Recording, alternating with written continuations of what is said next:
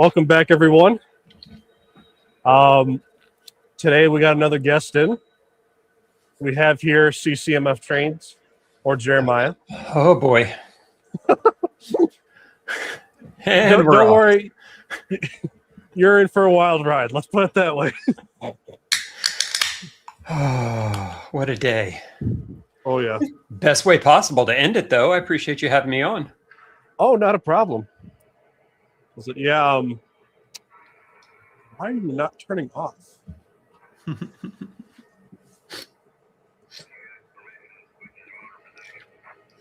The smoking isn't turning on.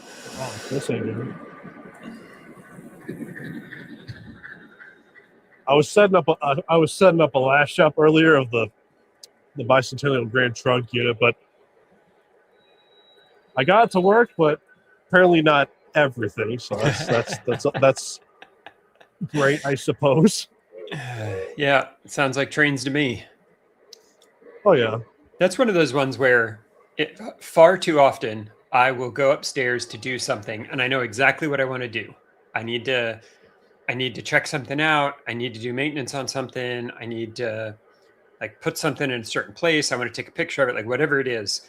And more times than I care to admit, like an hour later, I'm still troubleshooting something. Right. Something didn't work the way it was supposed to. Something didn't end up in the right place. Something needed to be cleaned up. And an hour later, I'm like, yeah, it was only a 5-minute job that took me an hour and a half. That's sometimes how it usually goes, unfortunately. Yep, I agree.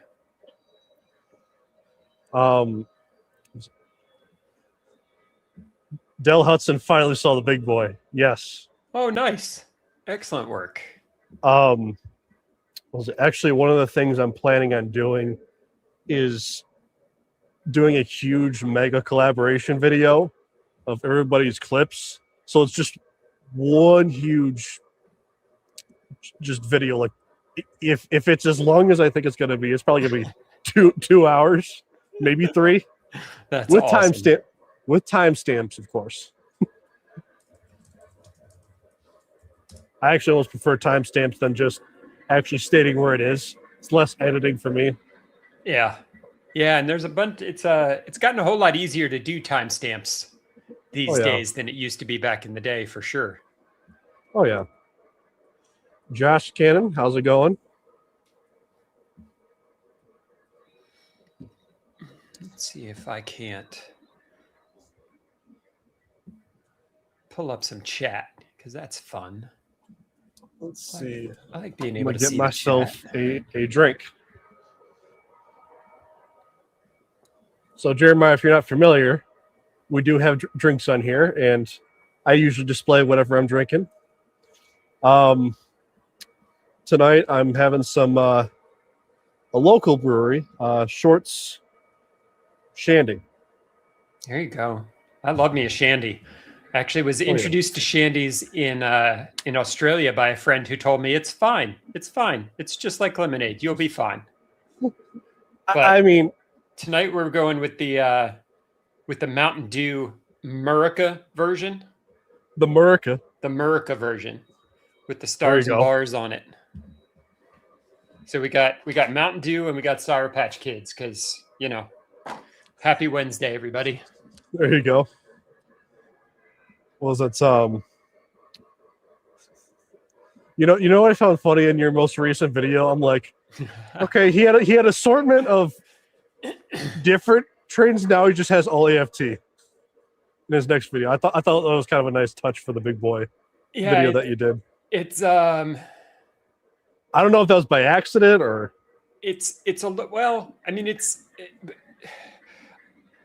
I once had somebody who I pay fairly good money to take care of my mental health tell me that I needed to keep this as a hobby and not as a clinical definition. Right. And some days I do a better job of that than others. But my brain loves collecting like entire sets of things. So if you need somebody who owns every famous American railroad that Lionel released between 87 and 90, I'm your guy, and The idea of being able to get to do 31 days of videos for the bicentennial, the semi-quincentennial was too good to pass up. So yeah, you can see there's actually some gaps in the wall behind me because a fair amount of the bicentennial stuff has found its way upstairs to have videos taken of it. So yeah, it's been a crazy time in the train hobby for sure. Oh yes. Because it's yeah, I mean, the only, I guess, bicentennial thing I have is just that Grand Trunk Western bicentennial unit. But I did order the entire American Freedom Train with the number one, the 250. Wait, wait. You ordered all of that out of this last catalog? Yes. Don't worry, we rotated some stock. Trust me. Woohoo! Yeah, that's. Yes. So I think I got lucky because I owned all of the American Freedom Train stuff that Lionel had produced the last time around.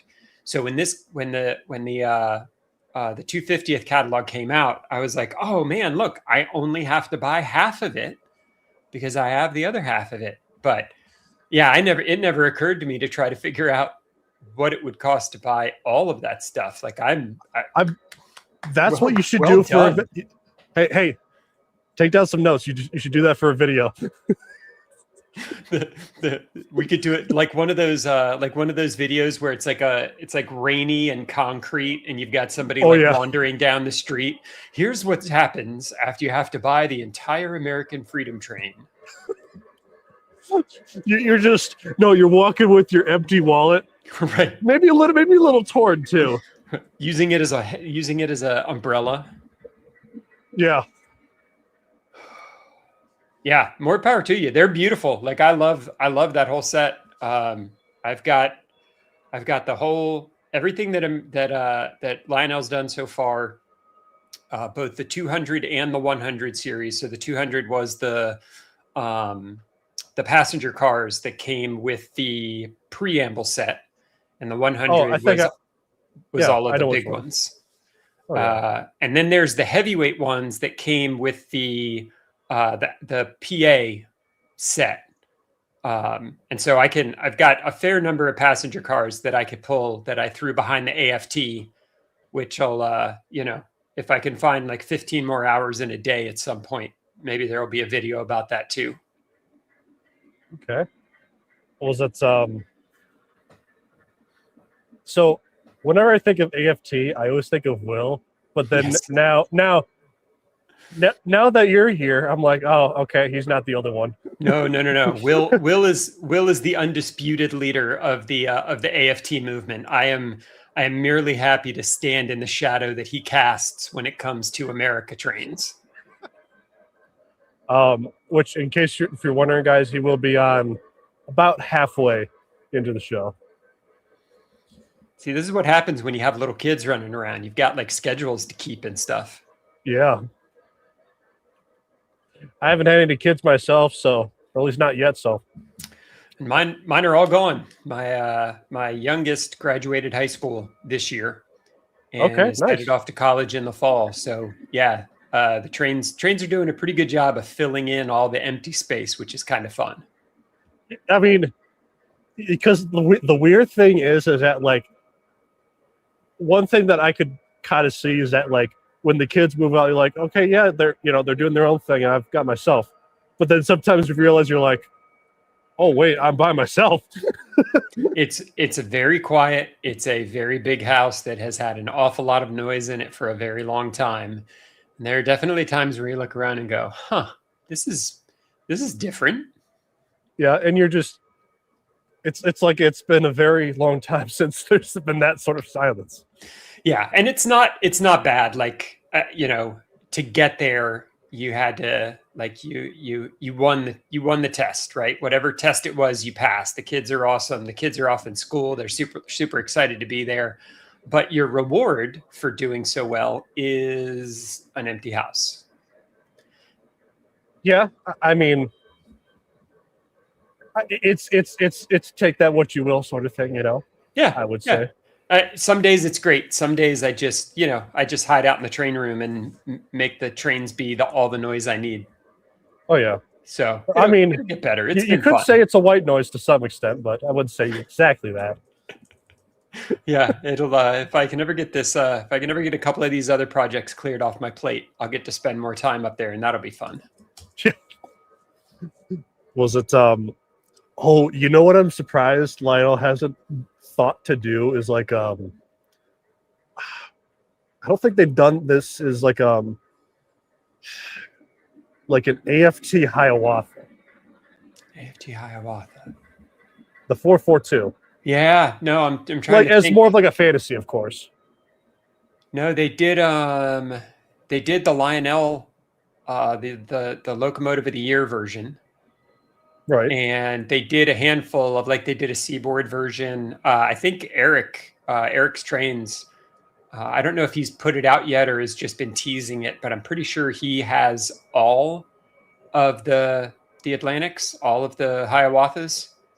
And I think he's posted most of them, if I remember. I think I've seen little bits of them. I think he was saying he was going to do like one big video, kind of going through all of them and the history and stuff like that. I think the last one that he got was the Atlantic Coastline, the purple one, which is just glorious. The only downside to the ACL one is that it didn't come with a set of passenger cars like the rest of those did. Because if that had been the case, I can see people like running things over to go get one of those. It was that pretty. Oh yeah. Well, that's one of the things I was surprised about, because I think it was Trainloft that did that particular one.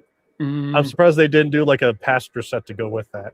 No, it wasn't Trainloft. Or is it someone? Wait, no, yeah, it was Trainloft. Who did the ACL? Yeah, the Atlantic Coastline, the purple, silver one, I think. Purple, black, silver. Yeah, I think you're right. Okay. I have a good memory. That's why I'm like, oh, I know what that is. Yeah, that's not a for whatever reason in my brain, that's not a road name that I associate with Jeff. And so Okay. yeah, just not where my brain went first, but you are absolutely right. I mean, to be fair, sometimes I lose track of things too. So or like I misremember things. Not very commonly, but it happens. I just blame being old. It's fine. Yeah. Trainmaster 04, how's it going? Oh, so also one other thing too, Lark is planning on coming on tonight. Nice. He was telling me how you helped them on a certain thing that had to do with trains. Oh gosh. Oh yeah. Yeah. I don't think we could talk about that out loud though, can we? I'm just going to assume that we can. I'm going to tell you what, let's assume we cannot until Larkin talks about it, and then we can talk about it. Yeah, there we go. Because I mean, like it's his funeral. Yeah. Well, I mean, look, we have our own group chat, and we're just I'm the type of person where we're like, I want to see how many times I can poke the bear. Just tap it a little. I mean, and then when the bear gets mad, you just be like, whoa, take a joke. Come on. Take a joke, chill. Josh's Trains, how's it going? See, we're already getting Lark riled up right now. Don't wake the baby up, Lark. Yeah.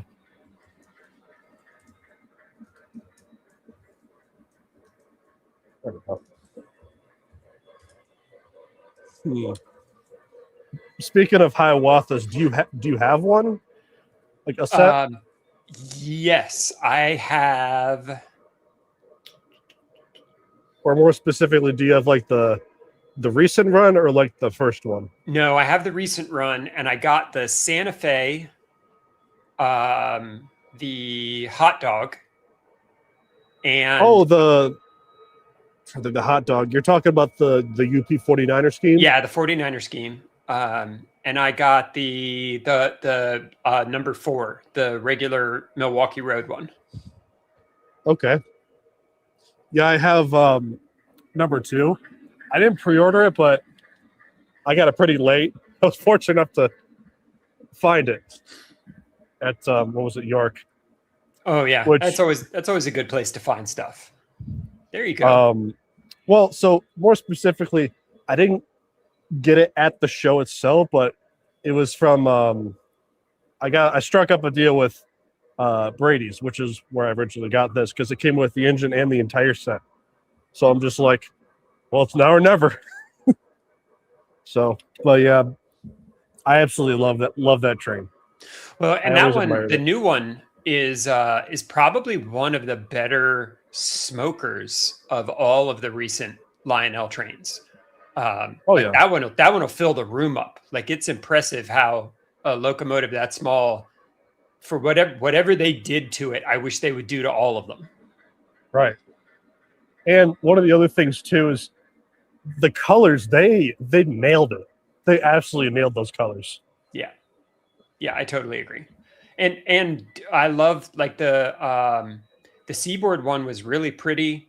Like, they did a fair number of I guess this is pre Big Boy, so this is pre going crazy with the custom runs. But they Lark did a fair too. number of them that were actually pretty nice. Oh yeah. I think there was a lot of them. I'm trying to think. There was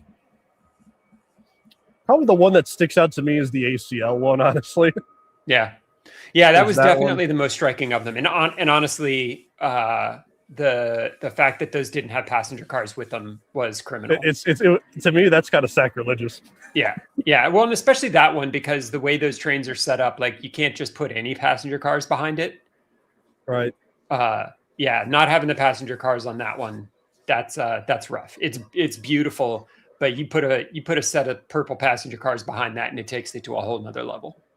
Oh yeah. I'm trying to think. What you could do is, if you really wanted a set of it, I think MTH has made a couple runs of that same paint scheme for like ACL colors. I think they made them in like, I think 8 or 9 car sets, at least of that ACL paint scheme that the 442 has. Yeah, and that I would actually be pretty interesting. I haven't looked. I don't think I've looked at the Hiawatha passenger sets on the MTH side, but have definitely pulled more than a few of the MTH passenger cars to stick behind a Lionel locomotive. That works out really well. Oh yeah, at least for me, like, when it comes to like heavyweights, I always go MTH, or I usually prefer it, because they just the way they look, and they run very well, and they've got that almost rugged, durable feel compared to a Lionel one, where it kind of feels more fragile. If you kind of get where I'm coming from. Oh no, I do, and I know that the last two sets of heavyweights that I got from Lionel were the 20th Century Limited and the Niagara Falls Deluxe, which feel much better. Like, there was a time, I totally agree, where the heavyweights just kind of felt plastic. Right. But the Niagara Falls Deluxe in particular was just a stunning set of passenger cars.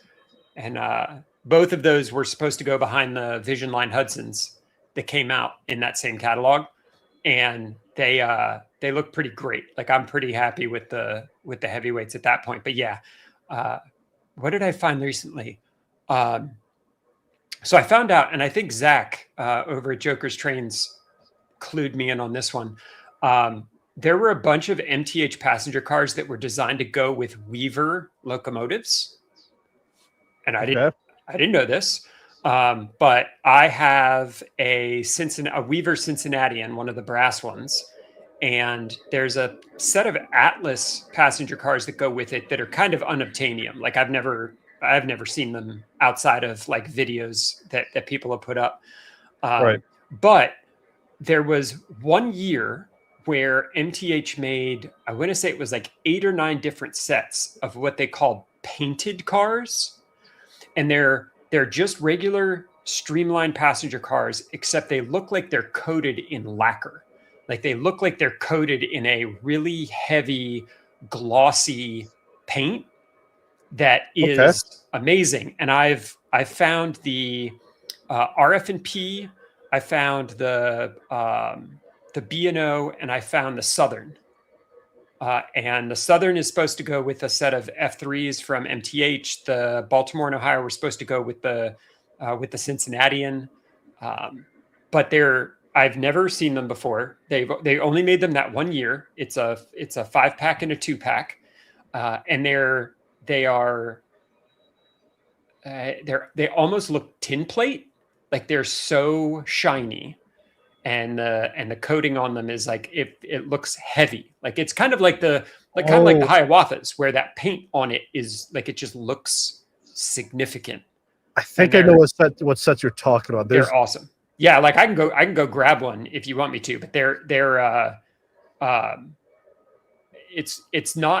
prototypical. I'm confident that they are they were designed to go with that locomotive, or with those locomotives in particular. And they've never done them again, but for whatever reason, I got the Southern ones first, and then realized that they made the ones for the Cincinnatian. And so it's one of those, do I need them all? I might need them all. Well, most likely. It's possible. I mean, if it happens, it happens. Right. Let's see.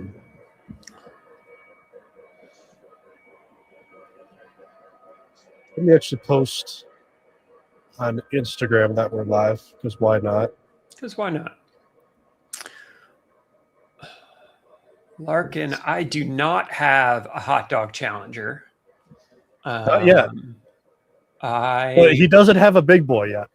Well, at least a hot dog big boy. I don't have a hot dog. Passed on the hot dog big boy. Dang. Yeah. I think that the Atlantic might be the only hot dog that I have. That was one of those, like, I love that Lionel does those types of custom runs, but I don't that's one that just never ended up needing to be on a shelf. Right. And to Craig's point, yes, those Seaboard E8s are spectacular. And I need to go pick up my Seaboard E8s and is it RF&P? I forget what the other set is that's waiting up there for me. I'm very annoyed that there's such a time lapse between getting the locomotives and getting the passenger cars with them. So I'm going to slow roll going to get the locomotives and try to get them all together, but we'll see how that works for me. Right. Let's see.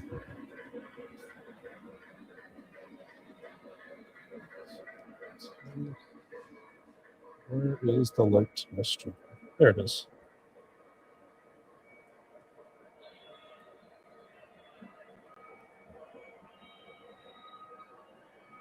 It's done.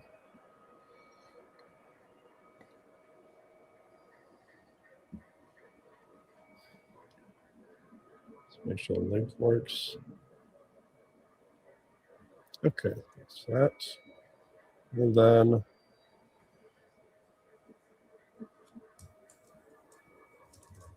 looks pretty good. Let's see. Yeah. All right. So that's all set. Ugh. How big is your layout? 13 by 25, if I remember correctly. That's awesome. It looks really like my layout is higher. Like it has to go over one of those like half attic doors on the back. So I want to say like the lowest part of my layout is like 42 inches. And so I keep trying to find somewhere up in the train room that I could do stuff like this, so that I could have the layout up there with me, and just haven't found a real good place to do it yet. Have you went through a wall yet? No. Well, considering the train room is literally the entire footprint of my house, any wall that I go through, rain's getting in. So we're gonna try to avoid that at all costs. No, you should try to. You should go. You should be one of the very first people to do an actual underground, through the ground section. Well, see, that's the problem. Is that my train room is on the 3rd floor. Oh, so it's actually. Oh, wait. It is above me. Okay, that actually be kind of weird. It's like you're just looking at the house and then you're like, what's that curved thing that's coming up? Yeah. Yeah, my neighbors at one point, when I was putting the layout together and starting to run stuff, and like didn't have, I don't think I had the blinds up yet, and like didn't have the whole room together. And at one point, because there's 2 kids that live next door, at one point the dad comes over and he's like, "Those are model trains, aren't they?" And I was like, "Yes, sir." And he goes, "Can we come play?" I was like, "Absolutely, you can. Yeah, That's what we're here for, man. Let's go." there you go.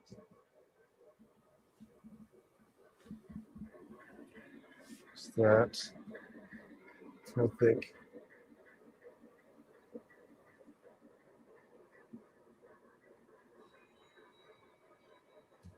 You know. Oh, Del Hudson asked, CCMF trains.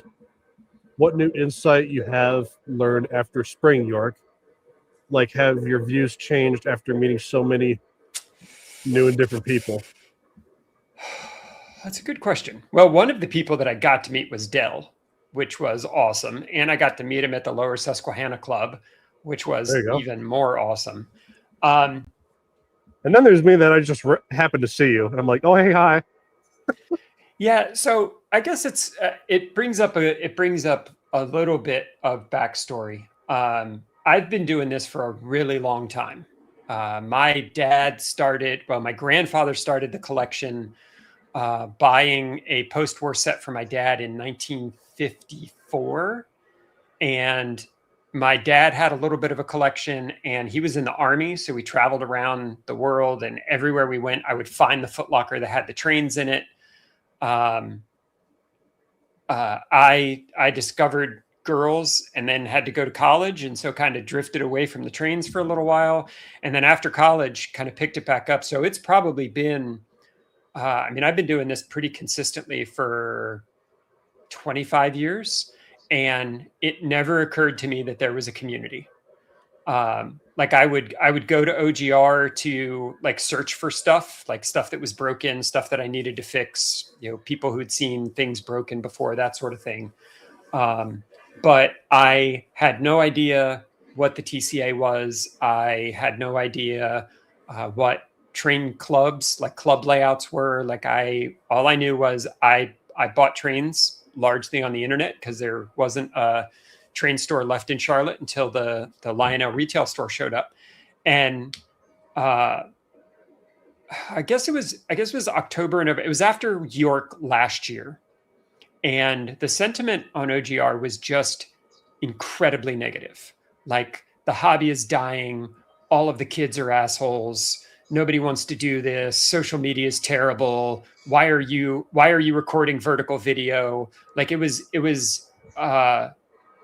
even more negative than it normally is in that crowd for whatever reason, whatever combination of reasons. And I'm one of those people that I have a really hard time believing negative things that I haven't seen with my own eyes. And so I said, if this is true, if the hobby's dying, and if there are no young people who are there to pick up the mantle, then that's okay. But I'm at least going to try beforehand. And started the Instagram account, started the YouTube channel. I want to say I guess it was an episode with Zach, or it may have been Ben with Train Talk Tuesday, but there was something that included a link to Discord that I kind of wandered my way into there. And then at some point, Larkin reached out and was like, "Hey, we've got a group of fellas together on Instagram. Like, do you want to join in?" And it was genuinely pretty amazing. Like, it was amazing, mostly coming from the fact that I didn't know any of it existed. but I'm in this weird spot where I'm like a generation or two younger than all of the people who are, you know, running the TCA and who are running the, you know, the OGR forums and those sorts of things. And I'm a generation or two older than probably what I would consider to be like the epicenter of where that side of the hobby is. And so it gives me a little bit of perspective on both of them, but I also work in technology. So I'm very used to dealing with, you know, highly technical, highly energetic people who are, you know, 15 years younger than me, and who really love the space that they're working in, and really, you know, are all in on that type of community. So there's a lot of parallels between what I do in my day job. It was fun. It was fun. Discord was fun. Ups and downs. You know, new person in a new place. It's always interesting to see how people react. But the real magic was York. I've been to York, I don't know, maybe 4 times. I guess I started going to York after they came back after the pandemic. I'd never gone before the pandemic. And it was legitimately, and I can't overstate this, it was an entirely different experience in every possible way. Just because of the people that were there. I mean, York is York, right? Like, they're going to try different things, and they're going to, you know, they're going to do well with some of them, and they're going to do poorly with some of them. And, you know, we can argue the details of the show until the cows come home, but just the people alone turned that into an entirely different experience for me. Whether it was meeting up with Zach and a bunch of the guys at the B&O Railroad Museum and getting to hang out there and look at real trains, whether it was, you know, getting to go see people's layouts at their houses, whether it was going to the club, which completely blew me away, or even whether it was just, you know, having a group of people to run around the Orange Hall with, trying to find the things that, you know, everybody that we knew everybody was looking for. It really, the insight that I would have is that York can be completely what you make it, and it can be as wild and ridiculous as you want it to be. And until this spring, York for me had been wait until the hall closes, go get something to eat, and head back to the hotel. And I did that not a single time for the entire week that I was there. And it was great. It was a great group of people. You know, Stu Rankin kind of took me under his wing and said, like, just stick close, and I'll make sure you get introduced to everybody. Got to, after the Edison show, a little bit before York, got to go over and meet Captain Andy, and got to hang out at his house for a little while. And he had a whole bunch of people over there, you know, Jim Gam, like just so many people that I had interacted with online, all of a sudden being real people. And it has made me more excited about my participation in this hobby than I've ever been. And it comes at a perfect time, right? Like we were talking about earlier, the house is pretty empty right now. The kids are off to school. Everybody's doing great. You know, I won the kid lottery, and as a result, my winnings are an empty house and lots of extra time on my hands. So the trains have been a great outlet for that. And, you know, it's fun being the, you know, from an age perspective, it's fun being the weirdo. It's fun being the person kind of stuck in the middle there and getting to share a little bit of what that perspective gives me. And by and large, it's been almost universally positive. Like, not everybody agrees with me, but it feels like everybody's at least open to having the conversation and open to listening. And definitely can't wait for York this year, because if we had that much fun at a spring York, man, we're going to blow the doors off a fall. Oh yeah, I mean, now fall for us, it's kind of different where we'll usually like before they've changed it to Friday and Saturday, we would do Thursday, Friday, and then we would see 2102. Right. So this year, because it's like Friday, Saturday, me and my dad are most likely just going to go the one day, which I honestly don't mind because by that point we've seen about everything. The only thing that I miss it would just be the interactions, but even leading up to York, like if you plan like a good week just in the area, you can see a lot of people and a lot of things. Yeah. In that area. And that was all new to me too, right? And I've still got so much left to do. Like I've never been to Strasbourg. I've never been to the TCA museum. Like there's a whole bunch of stuff up there that I like as a person who was just there for the train show, I had no idea. Right. And it makes me wonder how many other people who kind of wandered into a train show or, knew the dealer that they worked with was going to be there and, invited them over to the booth or whatever. Like how many people are in that same position I was where they're at this, it's a really cool train show, right? Like it's especially because they've got a fair amount, regardless of what part of the hobby you're in, like it's a pretty cool train show, but it's amazing how quickly the actual train show became the least interesting part of that week.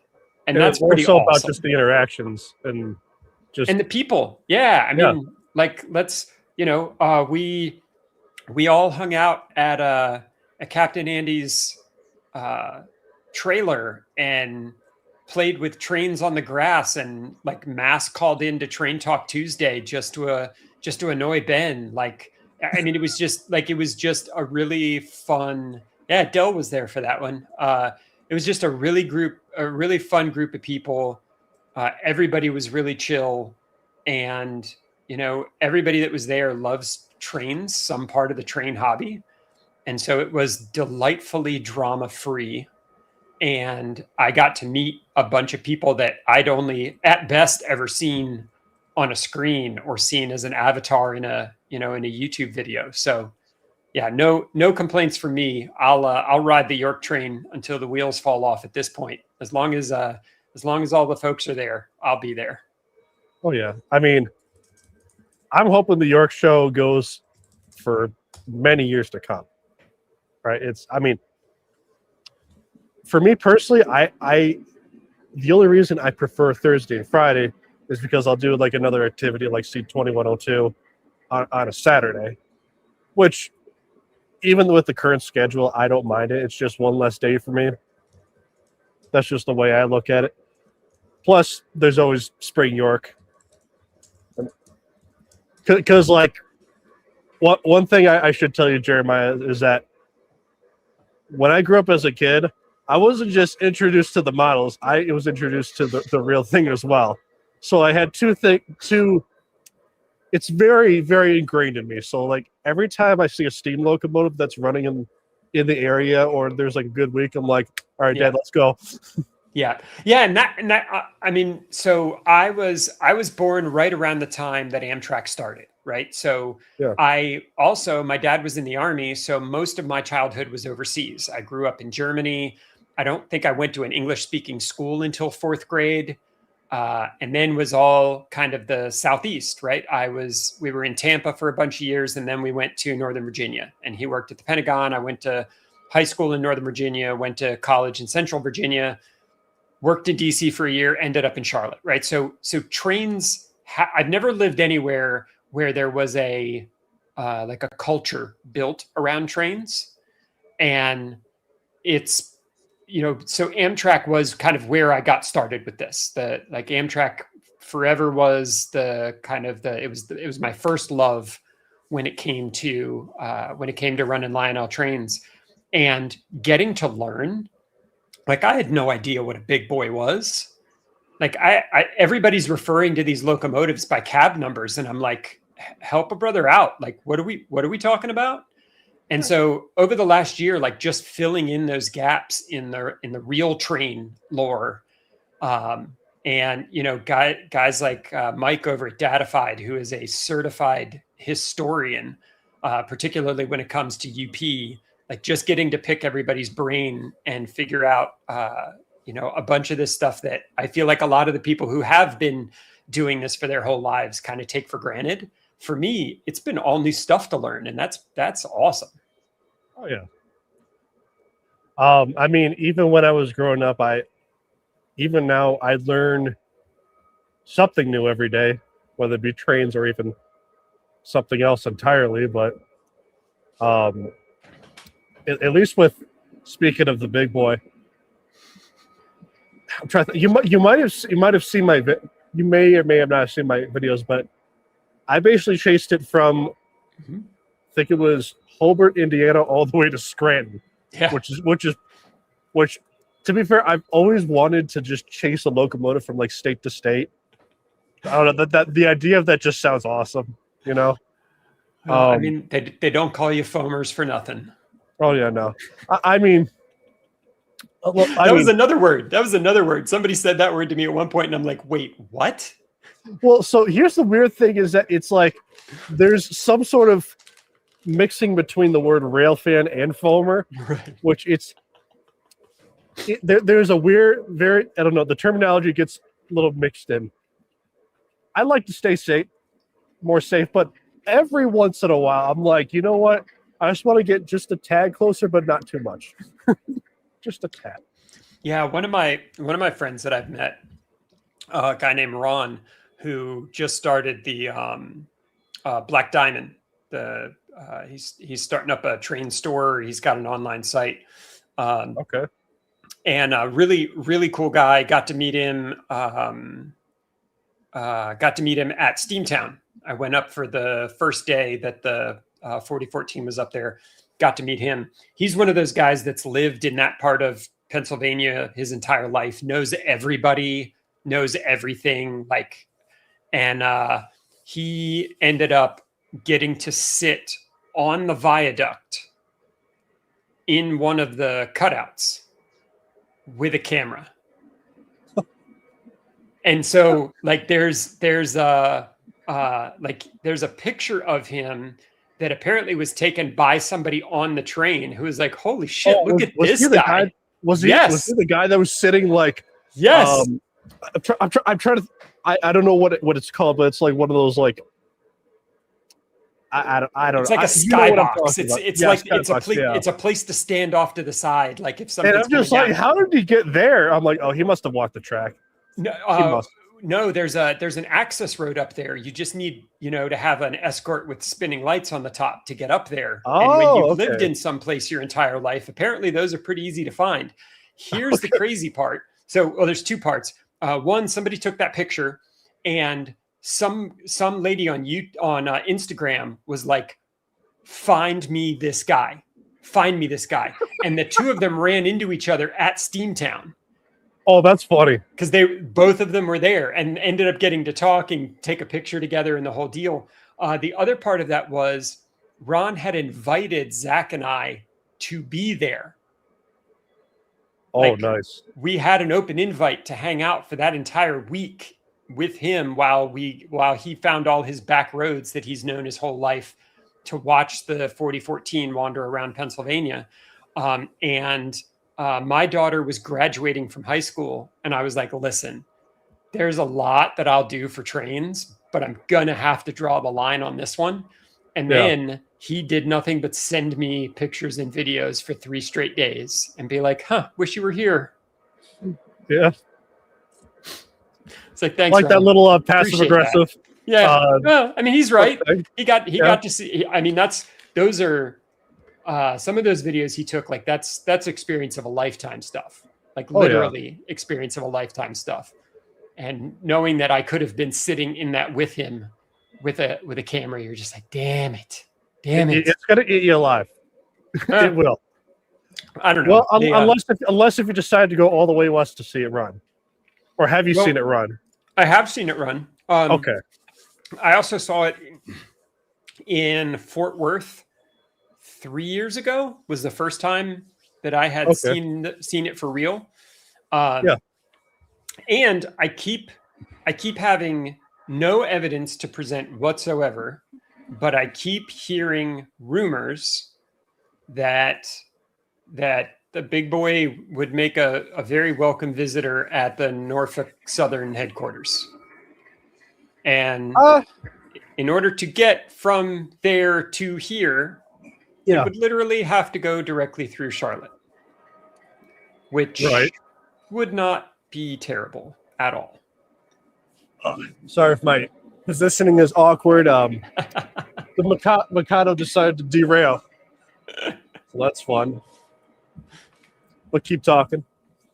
No, it was the whole thing. The whole thing was good. I would love to see it come down through Atlanta. The closer they get to the merger, like the more likely I feel like that is to happen. But again, I have no evidence to provide. I have no sources to cite.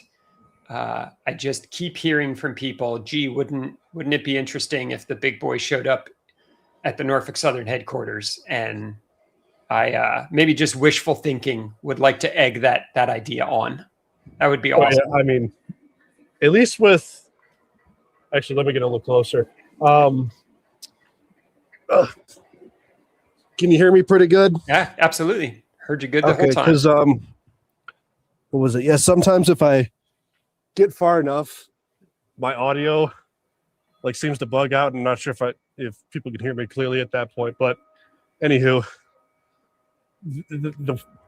the only thing, because here's the thing, the merger sounds cool on paper, but no, it doesn't. In practice, it doesn't. It's a terrible idea done for terrible reasons that will have terrible outcomes. Like it's like I keep telling people this is not going to be good if they allow this, just because it's going to set a chain of events that, to put it bluntly, will eventually have a railroad like British Rail, where it's all just one railroad.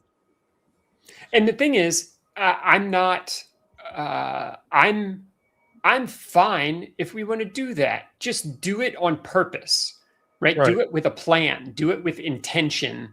Like, have a set of things you're trying to accomplish, and that's the best way to get it done. And like, don't do it accidentally because you've forced everybody into mergers and acquisitions that don't make any sense at all except for the stock price. Right. Yeah, I mean, that's the thing too, is that when it comes to mergers, and that's another thing too, is that because it's pretty much going to get into a monopoly territory, right? So what's going to end up happening is that if the merger goes through, BNSF will then have to merge with CSX, and then both companies will raise their prices, and because of that, then more people are going to go to trucking. Well, and maybe I am naive here, but what I keep hearing is the only way to compete is to have a coast-to-coast railroad.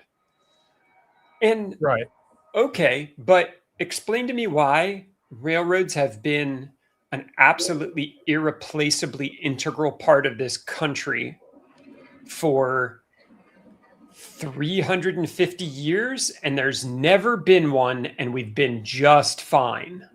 Right. It's like, and here's the thing, is that it's like, because I keep hearing, interchanging is horrible. I'm like in terms of like taking one shipment from one railroad to another. Right. And I'm just like, how does it have to be this complicated?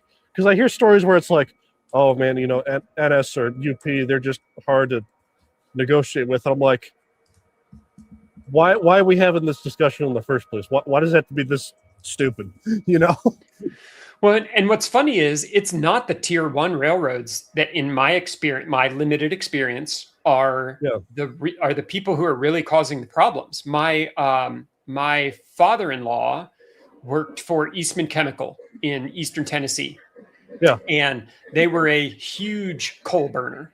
Like, all of the steam that they produced, everything they needed for the chemical plant was all coal powered. So they had their own little spur rail line that they would bring coal in. And he said that Right. the expensive part wasn't getting Norfolk Southern to bring the coal to them.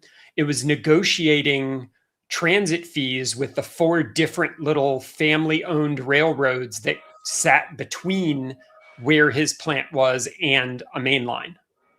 And that rarely had anything to do with Norfolk Southern, and everything to do with the fact that, this family had inherited 9 miles of trackage and just happened to sit there and take a toll on it every time somebody crossed it. Like, I feel like we could clean up a lot of stuff just by fixing that problem, rather than telling the tier ones that, the people who are actually employing people, the people who are actually moving freight, that they've got to go do unnatural things business wise to compete. Right. I mean, even still, it just comes back to just, cooperating with each other at that point. Because it's, like I said, I'm just like, why not just get it done and over with? It just sounds stupid. There's irony all wrapped up in it, right? Like, the only reason the coast to coast is happening is because it is accepted practice to flatter the person who can approve a national merger. And this is how railroads would do that, right? So we get something that's once in a lifetime and amazing, but it kind of happened for a really shitty reason, to support a really shitty merger, and has led to maybe the most spectacular time in 3-rail trains ever.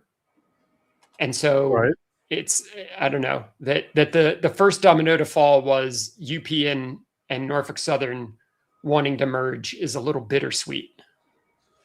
Yeah, which, I mean, I'll be quite honest with you.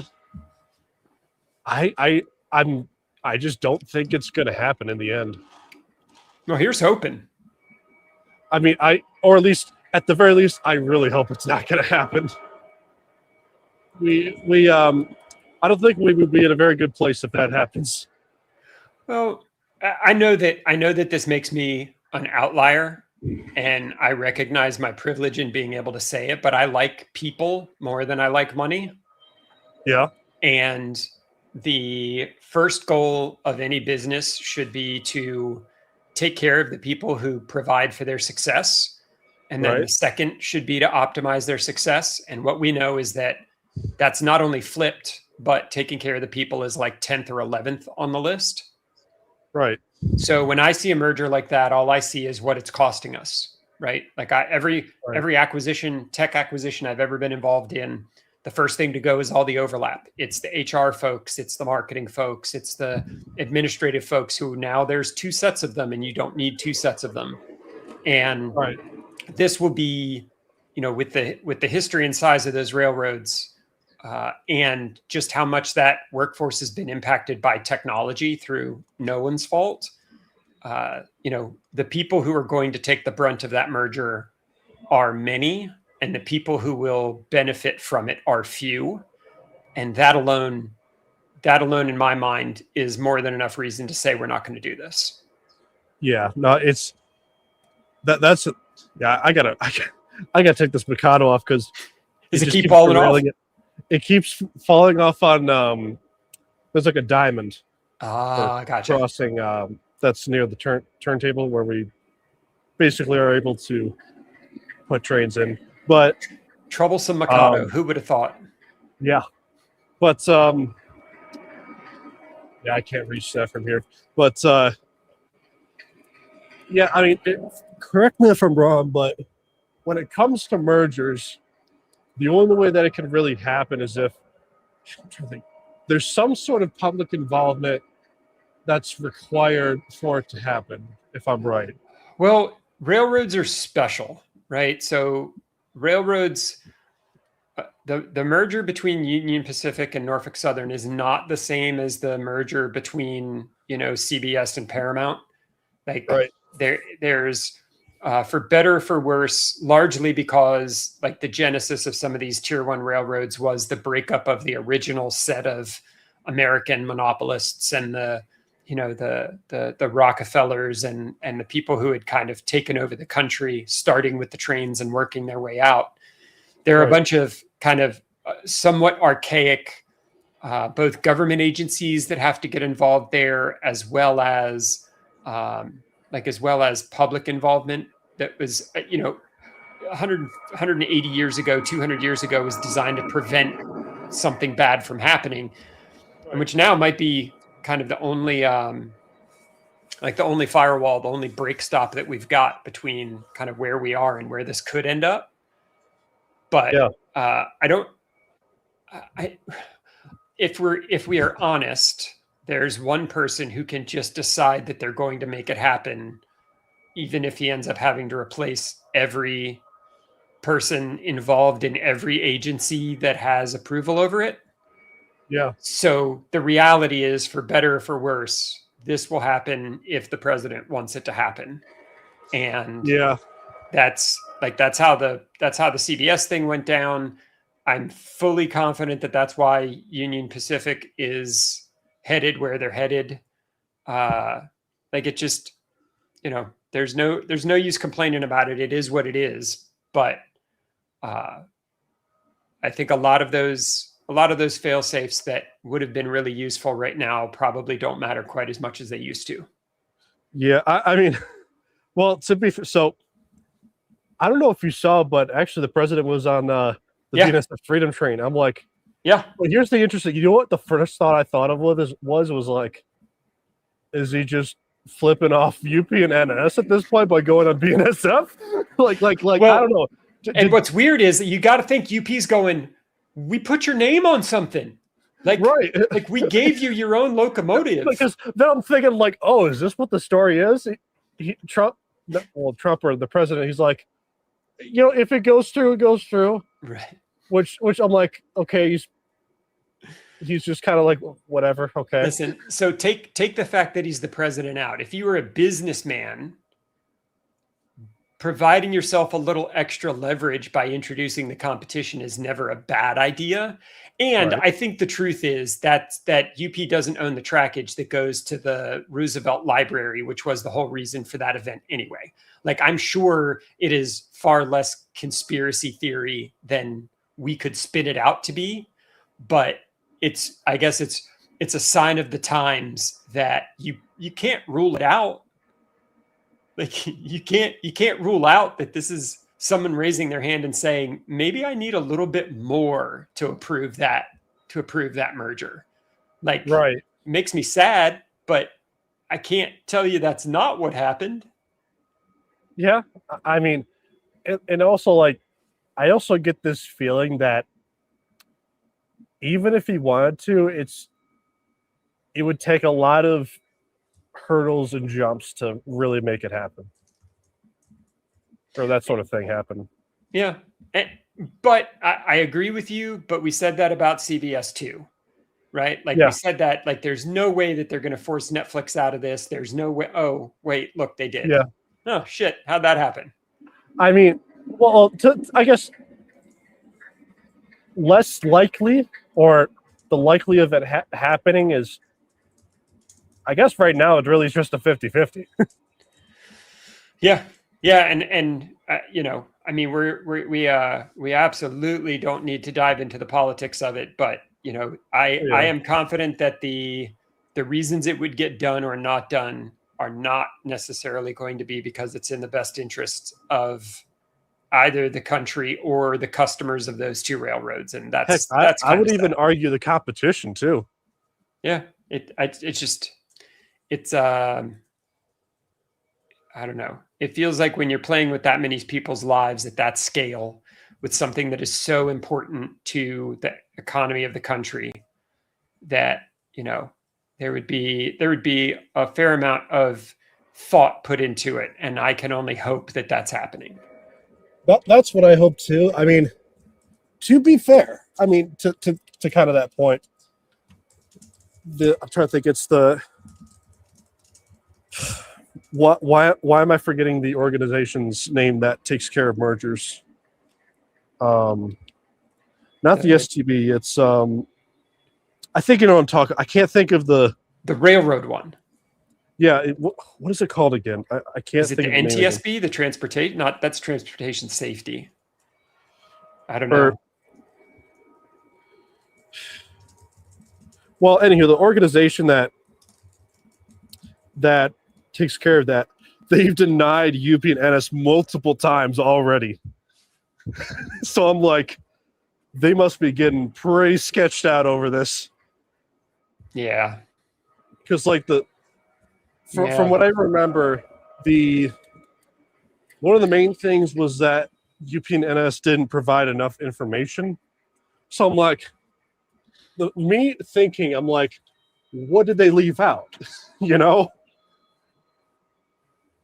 Like it's that sort of thing that's popping in my mind. Yeah, I don't even know, like we've gotten to a point where I don't even know what is the basis for a merger anymore. Yeah. Like what I don't think I've ever seen, and maybe it's out there. And if somebody watching wants to throw it in chat, I will happily watch 10 hours worth of YouTube videos on this. I've never had anybody explain to me who other than the large institutional stockholders benefits from this. Right. Like where does this make for a better railroad? Where does this make for a better product? Where does this make for better like pricing efficiencies? Like it just feels like it's adding more bureaucracy into like two gigantic organizations that are going to take 10 years to figure out how to integrate. Right. And that's the thing is that like, if I remember correctly, the process of even just a merger, even then it still takes a long time to even finalize or get the whole thing straightened out, or even just to make a decision. Like yeah, and then once it happens, it's not like with the size of those companies, it's not like you snap your fingers and all of a sudden it's one railroad and all of the shippers have one person to talk to. Like it's not realistic that that's going to happen that quickly. Yeah. I mean, it'd be kind of very odd if that was the case.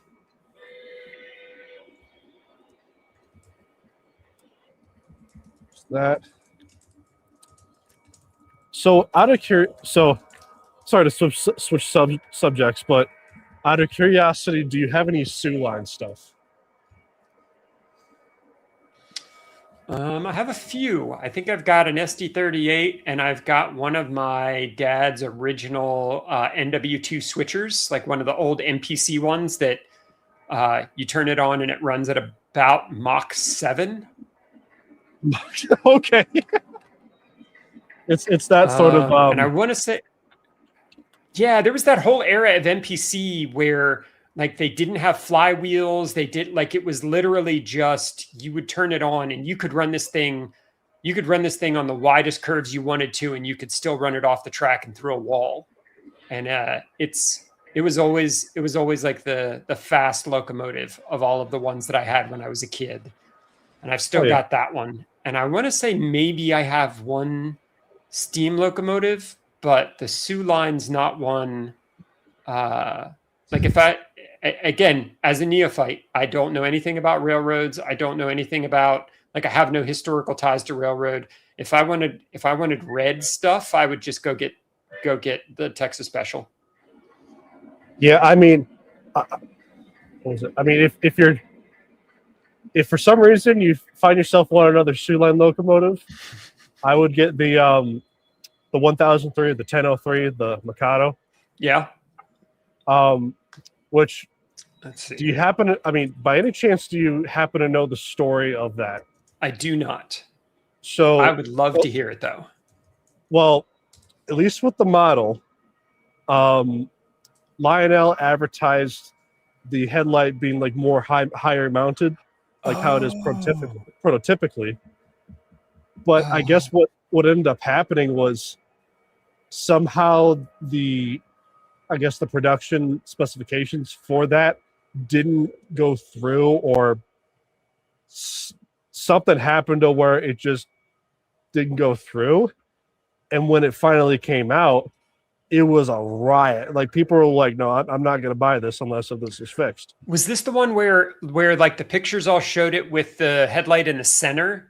And then when it came out, the headline was top. And they release like a whole new front end for that they would swap out for you?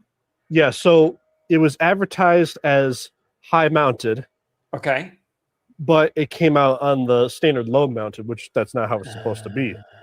And so fortunately, Lionel was like, hey, we messed up. We're going to make it right. And so what they did was, for all of the locomotives that were produced, they made a boiler front for every single one that you can buy, or, something like that.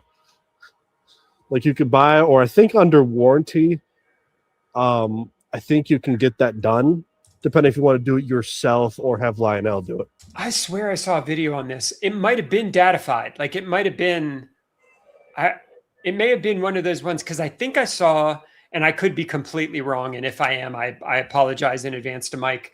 I think he had put up a video where they sent him the spare part first. He wasn't going to buy the locomotive unless Lionel still had those in place. So he called Lionel and said, hey, do you still have these? And they were like, yep, we'll send you one. And he's like, but I don't actually have the locomotive. They're like, you will someday. Here, we'll just send you one. and then he bought the locomotive and swapped it out, and like, everything worked the way it should. But I think the funny part of the story was that Lionel was like, no, we've got plenty. Here, just take one. They're like, oh, just take it. You'll find it eventually. Yeah. Sooner or later, you'll It's like need they this. almost had a crystal ball of some kind. Stop yelling at us. Here, have spare parts. We're sorry. Yeah. What was it? But yeah, I'm very happy that Lionel decided to do that, because had they not done that, I might have returned mine. That's how upset I was too. I have, knock on wood, I've never returned anything. I've canceled pre-orders, and I had to threaten once. Threaten? Yeah. I love RF&P, and I love Louisville and Nashville. And Steve over at Mr. Muffins did a absolutely spectacular Louisville and Nashville set of PAs. And part of what the PA Alcos, the diesels. I'm trying to think. Are you sure they're not F units? I clearly your memory is better than mine, so I'm not going to argue. Because, the only reason is that the only, I guess, road switcher or road Alcos they really had, at least for what you're specifying, is the FAs, not the PAs. But I'm trying to think. At least for LNN, they had the gray yellow paint scheme. I guess you call it the blue cream paint scheme, and then there's a couple other paint schemes, but at least for the Alco FAs, they had either a black or dark blue paint scheme with cream, and then later I think the gray and yellow. But at least for the one you're talking about, I guess I'd have to know the paint scheme to kind of know what that is. It's the black and gray one. They're FA2s. FA2s. It is here. I will. I was gonna say. I mean, there. Black and gray. I went ahead and threw it in the YouTube chat. So they made these, and I love them. I love that. I love the black and white striped. Like, I love the yellow I loved every part of it. What I really loved was that the two road numbers that they used were both actually real FAs. Like they were both actually like you could look up what road numbers did L&N run on these locomotives, and they were on there, and it was great. And I want to say it was like 22, 223 and 227. And when we got them, it was 223 and 337. And I was like, no, that's not what I bought. Like my brain is going to be obnoxious about this. Every time I look at this, it's going to make me angry. This isn't what I bought. What do we do to fix this? And we kind of went back and forth a little bit. And I finally was like, listen, I love you guys. I'm going to keep spending mountains, like Scrooge McDuck piles of money with you. I'm not mad at all, but like, I can't do this. And he ended up offering to have Harry Heike renumber them for me. So I took the shell off of the one and sent it, and they renumbered it and sent it back to me. And so I have the only properly numbered version of the Louisville and Nashville FAs on the planet in my train room, because I literally would not have been able to live with them in the train room knowing that number was wrong and wasn't supposed to be wrong. It wasn't wrong when I bought it, and it was wrong when it showed up. I'm trying to think. So I wait, YouTube chat. Oh, I know what you're talking about. Let me see if I can look for it. Did you post it in the live chat or which chat? Yeah, in the YouTube live chat. Okay, let me see if I can. I figured that way everybody could take a look. Where is it? It looks like it's the third one from the bottom right now. Third one from the bottom.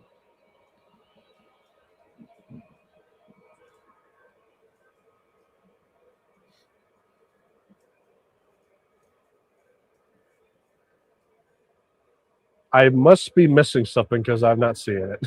All right, let's do.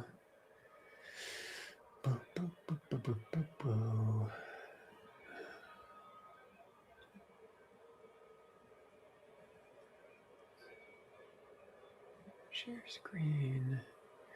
Don't show this. Or actually, are you able to share your screen at all? Or hell yeah, I can. Oh, guess who's in the chat? Stu. Who? Stu Rankin. I know. Sorry, bad joke. Oh yeah, bad joke. Yeah, I've got it shared backstage. If you want to throw it up there. Oh, those ones. Yeah. So yeah, absolutely love them. Okay, so I was like, I know a decent amount of L&M, but I forgot these existed. So the 223 was one of them, and this one.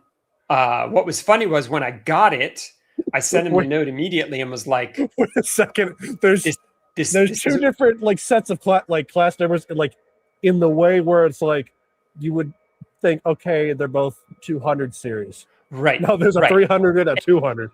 And here's the deal: I know it wasn't Muffin that screwed this up. Like we all know who it was that screwed this up.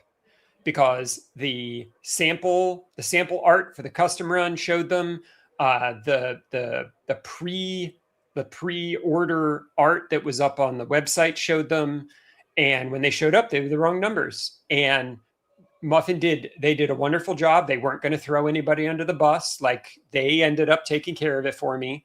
But the 337 was not supposed to be on that locomotive. And I'm the only one who is OCD enough to raise my hand and say, please save my life. I cannot have this locomotive in here with this road number on it. And Steve and team are awesome enough that they put me in touch with Harry Heike to renumber it for me. There you go. Trying to think. So if my memory serves me correct, this particular paint scheme, it actually originates from the Lehigh in New England. Once again, I will accept as law anything that you tell me along these lines. And someone can confirm that answer, but I'm pretty sure, if I remember my history, That's how this paint scheme came to be, is because the L&M bought some Alco FAs from Lehigh, New England that they were selling off. And so instead of repainting them, they just decided, let's just put the name on and call it good. It actually turns out a pretty interesting paint scheme. And it's just it's relatively unique, right? And especially like when there's only a handful of those black paint schemes that are really cool. Like the Southern Tuxedo is one of them. Like there's a handful of them that just come across as really classy. And this was definitely one of them. Like this was one of those. I love custom runs. Like, don't get me wrong. I don't model a railroad. I don't model an era. I model like cool shit that looks cool. And the custom runs are so right up my alley. And the number of them, even particularly from Mr. Muffin, that I have is pretty amazing. These ones were no-brainers. Like these ones, the minute I saw them was like, yep, that needs to be mine, and it needs to be on the layout. Right. Here, let's do ridiculous stuff. This will be scary. Make sure you don't show the payment address. Whatever. Things I should not do in public. Let's see, what do we got? We've got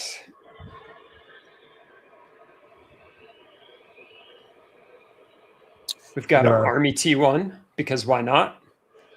Because there's an Army Hudson and an Army Triplex and an Army A4 and an Army SD60. And I was just like, okay, he made another Army one. All of the other ones were pretty cool, so I'll get that one too. So kind of speaking of L&N, the one project that I helped Muffins do, but unfortunately it got messed up, was the L&N Big Emma when Lionel was doing the Berkshires. Right. Again. So I helped them fix it up. It looked great. I was excited about it.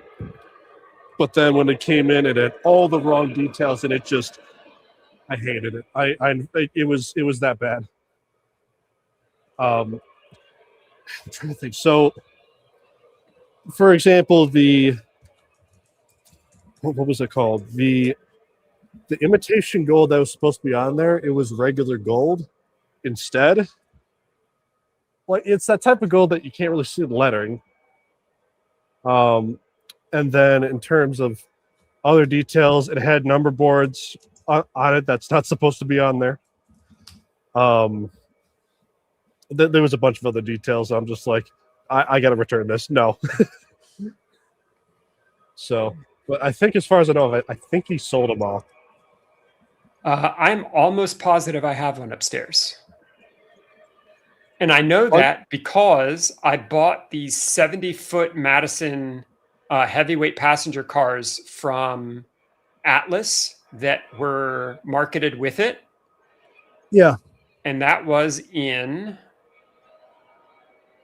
August of 2024, and they are still not here. Oh, I can tell you why.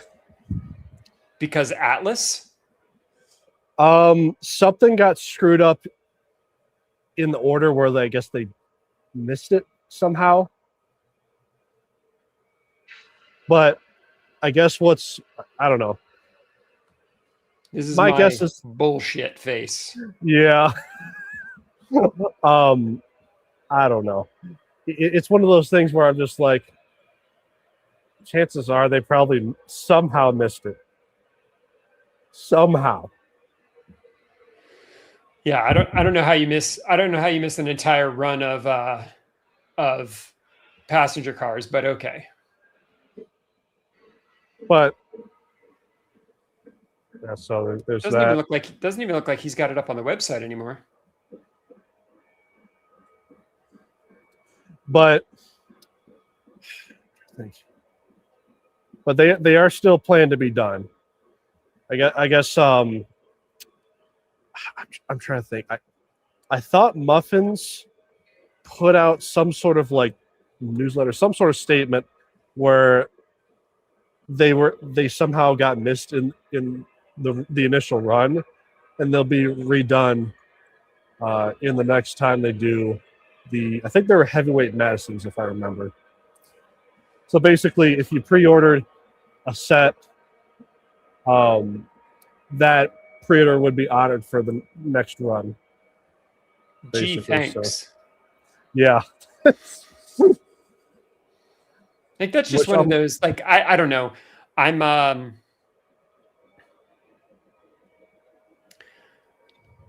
I don't have a whole lot of leeway to give companies who expect top dollar and can't keep track of what they're producing where. Right. Like we jump up and down on Lionel if a shade of gray is one step too light, but we just kind of shrug it off when Atlas loses a set of passenger cars for 2 years. Yeah, I mean, I was like thinking of that. I'm like, huh? I don't know. Like I recognize my bias. I recognize where I grew up. I am now and will always be 100% Lionel fan. Like in every way possible. Like I am a Lionel whore, and I have no apologies for it whatsoever. However, it is interesting to see. It's interesting to see how they're even in conversations that they have no business being in, right? Like there's exactly one company who will announce a big boy in June and ship it before the end of the year. There's only one company that has America 250 stuff out. I bought all the rest of it. I love the stuff that Third Rail is doing. I bought way too many of those Norfolk and Western hoppers from Atlas. Like I'm certainly not complaining with my wallet, but I am. It is interesting to see. It's nice to see what Lionel can do with that manufacturing power when they decide to flex a little bit. Oh yeah. Like, oh, you already introduced your big boys, and we're 2 weeks behind. And we just ran the big boys 3 years ago, and they're going to be $100 more. Bet. Let's go. There you go. I don't know. It's been, the whole big boy thing has been pretty fascinating to watch for sure. Yeah. Yeah, he doesn't have that Berkshire. He doesn't have it on the website at all anymore. Yeah, I mean, and I will tell you this: all those details that were on it, they're wrong. Yeah, I'm looking at it right here. I have one that's upstairs. It is number 1951. Yeah, which I'm like, I mean, look, I'm not trying to like just put you down. I'm just telling you the facts of what happened with that. Oh, absolutely. And here's the great part, Dan. I don't care. I think it looks spectacular. I'm gonna run a bunch of freight cars behind it and make it smoke and go around the layout, and it's gonna make me happy. Like the nuances of the historical configuration of that locomotive are entirely lost on me. I can appreciate them, but like that's very rarely why I buy trains. Right. I mean, like for God's sake, I'm the one who owns every version of the Lionel Phantom. Like maybe the most non-prototypical train in the history of toy trains. Like Thomas the Tank Engine probably is more rooted in reality than the Lionel Phantoms, and I love them. Right. So it said Louisville and Nashville on the side, and I just loved that run of Berks that Lionel did. They were great runners. They were great smokers. And I was like, listen, if I'm gonna buy one, it might as well be an L&N from Steve. Right. And if you hadn't told me, I'd have never known. I just knew that it's cool looking and it runs great. That's fair. I mean, I mostly aim towards prototypical stuff, but every once in a while I'll go fantasy. There's one thing that's wrong with that big boy. Oh God, there's way more than one thing wrong, Dan. Well, okay. At least more specifically. So you know how it says nickel plate, right? Yeah. On that. Look at the elephant ear. that's I don't think that's supposed to be there. And this is okay. Okay. I recognize that my brain is at times a strange and wonderful place. However, there are paint schemes that I feel like someone introduced, whether it was MTH, whether it was Atlas, whether it was Lionel, and especially the fantasy paint schemes that are, for better or for worse, the 49er, the blue and silver NKP, the orange and silver Chessie, the Lionel lines, the orange, blue, and cream.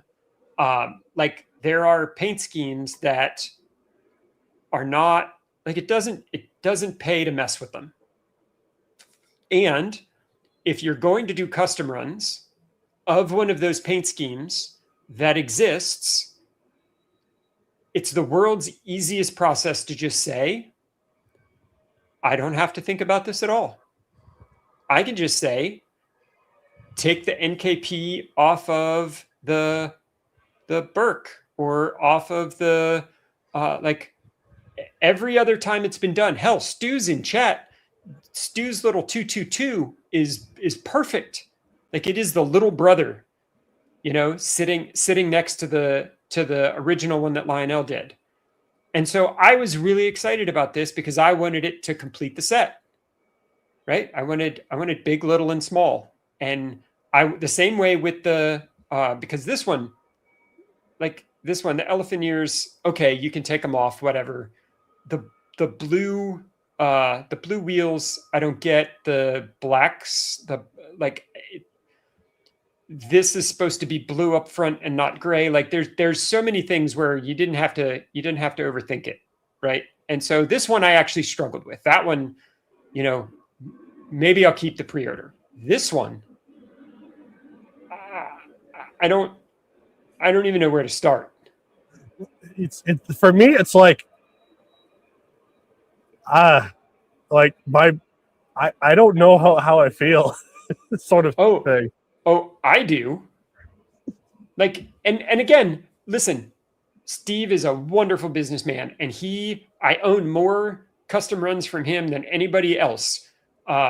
He does some of the absolute coolest historical custom runs. He swings big. He is unapologetically a Monon fan. Like I'll ride all day long with Mr. Muffin's trains in the custom runs. Oh yeah. He's allowed to say, I want to do my own spin on this. 100%. I hope he sells. I hope he's already sold. No, he's not. But I hoped he was already sold out of these things. Like, I want him to be successful. I want it to be good for the hobby. I want people to look at this and be like, hell yeah, that's what I want. I'm going to go put my money down. But I have 2 of these locomotives, and they all have a common paint scheme, and they've got a set of passenger cars that goes behind them that has a nice orange stripe that continues from the locomotive to the tender right back to the passenger cars. And all I wanted was a Chessie big boy so that I could put those passenger cars behind it. There you go.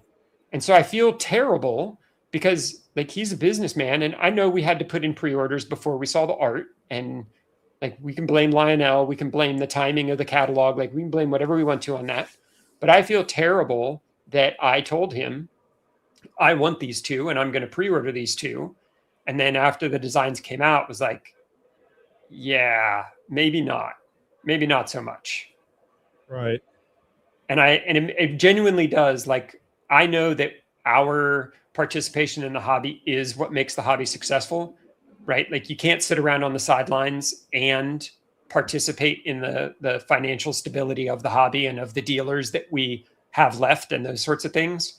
So I'm very aware of the importance of supporting these custom runs and doing what it is that you can. And I recognize that I'm really fortunate that I get to do it as much as I do, but I couldn't. I just, like, I almost considered buying it and then just, like, since I bought it at the pre-order price, like, just reselling it once I got it. And I was worried that there would be too many of them available on the market. Yeah, I mean, I will tell you this. I don't think you'll have any problem. Like, in the case of selling them, like, basically, even making your money back, like, just like with all the costs that you pay right now, I think even then you'd get your money back regardless, just because of those two paint schemes. Maybe, and that's the thing where, like, I had to think really long and hard. And if I didn't already have like 4 custom runs on order with him, and if I wasn't Mr. Muffin's MVP number 7 or whatever the loyalty program is, which they've been wonderful to me. Like, I think they're putting together a dinner at York that they've invited me to that I'm super excited to go to. I absolutely love them, and I feel bad, but I mean, I'll probably end up spending the money with them anyway. I just couldn't. There are too many big boys, and there are too many big boys that I would absolutely love to have to have to deal with getting to that I don't want and then hoping to resell them afterwards. Like, I hate selling trains as it is. I genuinely hate it. Like, when I sell trains, see, I'm the complete opposite where I'm just like, the only way we get the stuff we do is because we rotate stock. Yeah, and again, like, I recognize 100% first world problem, 100% my issue.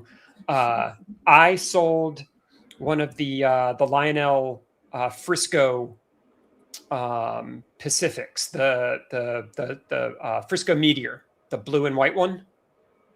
I have 2 of them, Dan. I have 2 of them. Wait! You have 2 of the Meteors? Yeah. I have 2 of them, and I was genuinely distraught selling one of them. Like, I sold it to somebody who I know is going to give it a good home.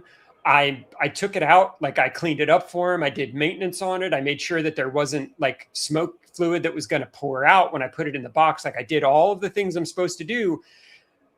And I'm sitting looking at it on the layout going, I don't want to do this. There is no reason I shouldn't. This is stupid that I have 2 of them. I could just take the other one off the shelf, and I'm genuinely standing at the train layout going, maybe I just say no. Like, nobody can be mad at me for saying no, right? Like, I just want to keep my trains. I would have bought it, And that's the thing. Like, I recognize I've got lots of stuff that people would like to buy. I've tried to put stuff up on eBay. I've tried, like, it kills me. It kills me to part with things. And that's where, remember we talked about hobby versus clinical diagnosis? Yeah. Like, that's probably where we're venturing into to the far edge of it there. But I don't like selling things. I like collecting things. Right. So I'll do it when I have to. But you can't make me like it. Yeah. Well, going back to the those L&N cars, so that run, or at least that initial run, he also did a Sioux Line passenger set as well, and me and my dad and a couple of the guys that are, Sioux Line people, and we're from Michigan, around that area.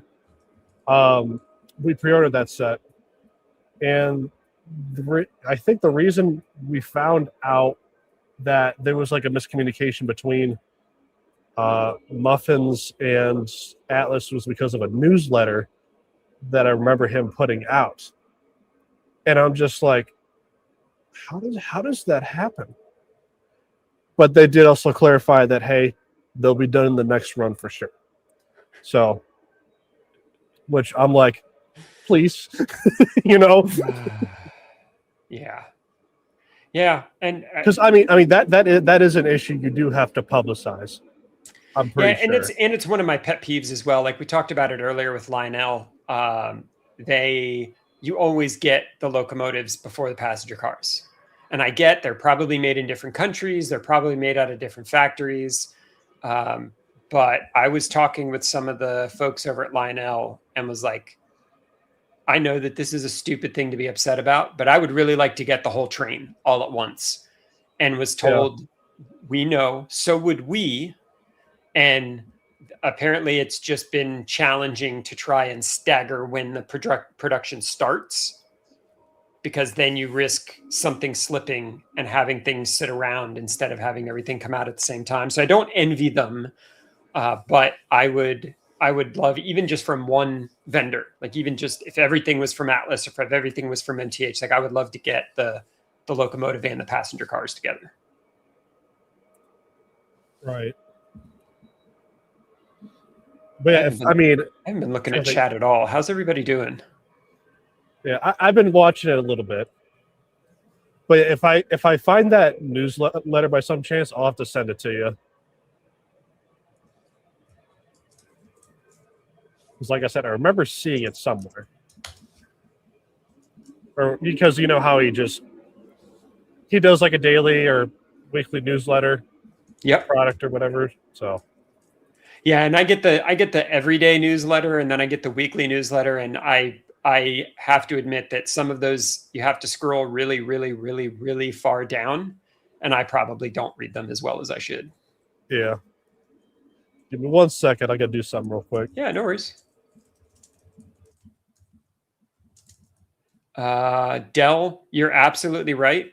The Air Force One big boy is well, I'm going to put it in a statistical heat between the Tour big boy, which should be spectacular, the Lionel Store custom run, which I'm, for whatever reason, my brain just absolutely loves them, and the Air Force One. But the Air Force One, I'm not sure there's anybody I would trust to do that except Stu, and I am incredibly excited to get that here. And yes, I have asked about the passenger cars too. I understand that the number of units you have to ship in order to get custom run passenger cars is pretty spectacular, which may make that hard to do. What else do we got in here? We've got tattooed trains and Dave's trains. And take a breath. Come on, Stu. It's like we've never met or something. The black and purple spiderweb Alco. I just saw those. Where did I see those?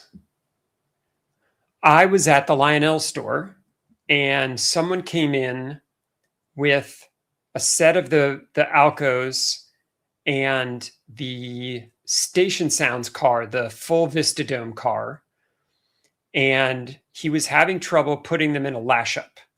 So he had one locomotive facing forward, one locomotive facing backwards, and then had the Station Sounds car in there and was putting them in a lash up, and then was using TrainLink to switch back and forth between them. And every time he would go to power on the lash up, the rear locomotive would change directions. So the two of them were going opposite directions instead of both going the same directions. And what I explained to him was because he had, if you're just running the PAs by themselves, you can give them both the same TMCC ID, and it knows by default that one of them runs forward and one of them runs backwards. But as soon as you put them in a lash up with the same TMCC ID, you're deliberately telling the locomotive, both individual locomotives, you are now facing forward. And you can't separate them out and have one facing forward and one facing backwards because it's all the same TMCC ID. And so as soon as he put individual IDs on each piece and then put them into the lash up, everything worked well. But I just remember being just spectacularly excited about the PA. And I was picking up the Halloween AC9 was the whole reason that I was up there. And he was so excited about it that I let him unbox it in the store. Like I just handed it to him and told him like go nuts. Like I just wanted to. He was like a kid at Christmas with it, and so let him unbox it and put it on the layout. And it's 048, the track in the store, and I was positive there was no chance that thing was going to run around the store layout, and it did, and I immediately went and told people, and they sold a lot more AC9s once they realized that you didn't need 072 to make them run. I'm back, by the way. Trying to see. I'm trying to see if I could find that newsletter for you. Let's see. That's the newsletter, maybe? It's got to be somewhere.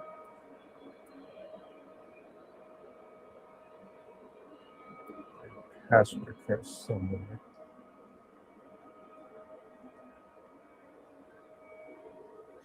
There's 25 people watching and only 3 likes, so I'm gonna look at all of you judgingly. Yeah, I was gonna say. I mean, we got close to like 20, close to 30. So thank you guys for watching and tuning in. That's right. Go click a like button. Help a brother out. Oh yeah. I'm determined to find that information, Jeremiah. Let's see. The Crusader was new on me. I didn't. Again, I fully admit my historical train education was lacking. The Crusader was a new one on me, and I saw that they did is it a T1 version or an Allegheny version in this last catalog, which led me down the rabbit hole of the actual Crusader. And now I too would like for someone to bring back a kick-ass model of the Crusader. That would be pretty awesome. What was it? Yeah, what I'm hoping at some point that they'll do, or at least Lionel or heck even MTH, that they'll do an actual prototypical scale Crusader at some point. Because like I don't know, because they already did the cars, so that's good. The only thing I'm waiting for is the actual engine, like the actual I think it's a 462 that originally ran with it.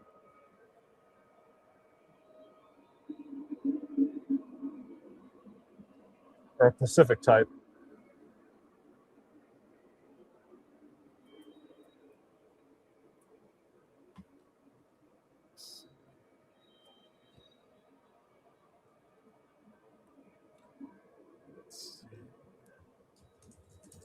Got to be here somewhere.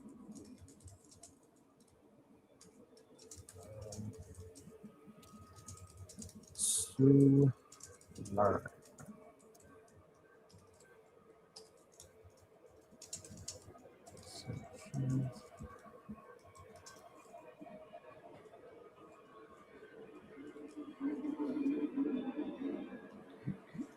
Must have been taken off of the thing.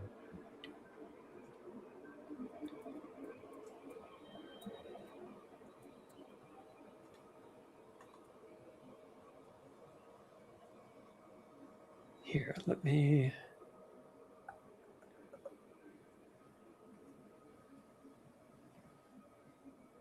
Here, while you're finding that, throw that screen share back up there, and I'll show everybody the Halloween. There we go. The Halloween big boy. Wait, oh, you mean the AC9? Yeah, the AC9. So I'm gonna be honest, Jeremiah, that doesn't really strike me, to be honest. There are people. One of my friends that kind of that I met over on OGR and is now over in Zach's Discord, F19. His whole layout, like his primary road name or primary railroad that he collects is the Halloween stuff, and just absolutely loves it. And I think maybe if you got a bunch of these, it might not be as cool, but just having the one of them, like the whole sound set is interesting. Like there's just a bunch of stuff that you don't normally get. Kind of like with Stu's AFT AC9. For those of you who haven't gotten one but who have ordered one, I encourage you to hit the aux3 button often. But the AC9 is just pretty, and you know, having a really cool sound set to go with it was pretty cool. Oh yeah. But you know, if the Halloween is not your speed, we could do Golden State. Wasn't there a Lark version? Oh, there is a Lark version. We could do that one too.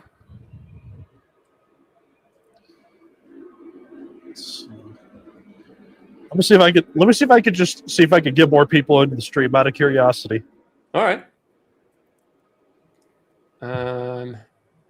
Or we could do Rio Grande.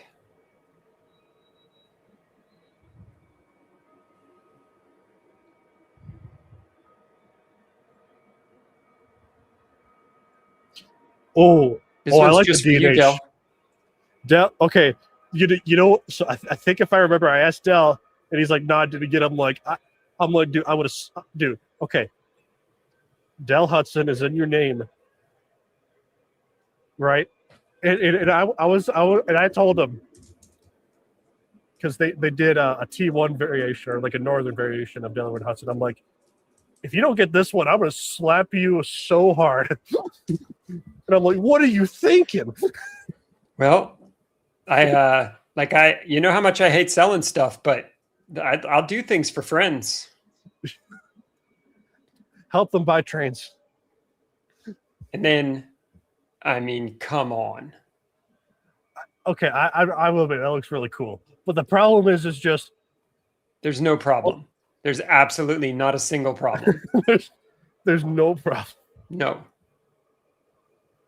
It is 10 of 10, chef's kiss, perfect.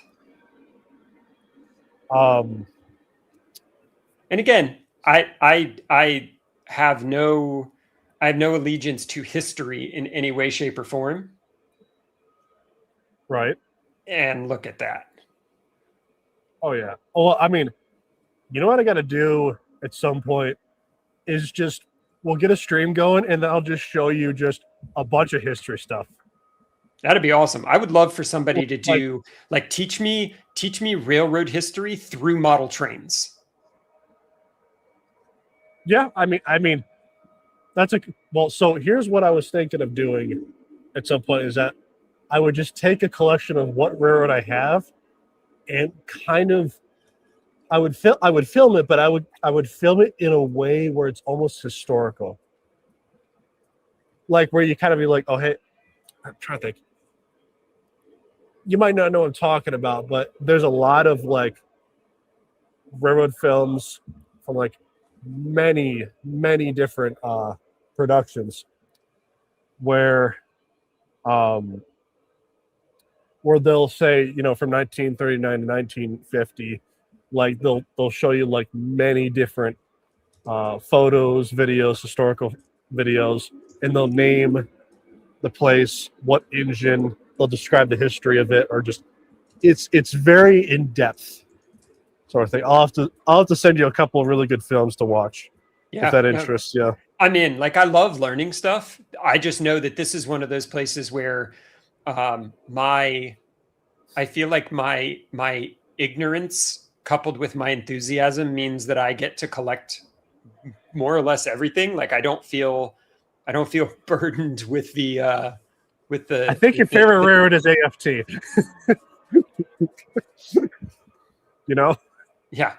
I mean, I have no allegiance to anything other than awesome, and so it makes it very fun to be a collector for sure. Oh yeah, what's this? Strong citrus. I gotta try this because I don't know. So I'm gonna try this new drink. It's a long drink. It's strong citrus. Only one way to find out to see how that tastes.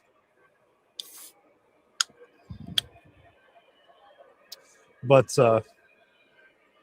yeah, at some point I want to have you back on and we'll just kind of go through a bunch of railroad history I and all things trains. that would be awesome. I really like that. Would be the coolest. Oh yeah.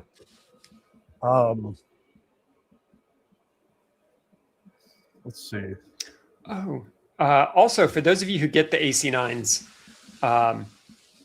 one of the things that Lionel's been, I guess everybody who ships those big articulateds, there's always that outside chance that the boiler's going to smack down into that front set of drive wheels, and Lionel made a custom piece of plastic that is offset because that front linkage is offset just a little bit to one side, that has adhesive on the bottom that actually sticks over the linkage and lets the boiler rest down on top of it.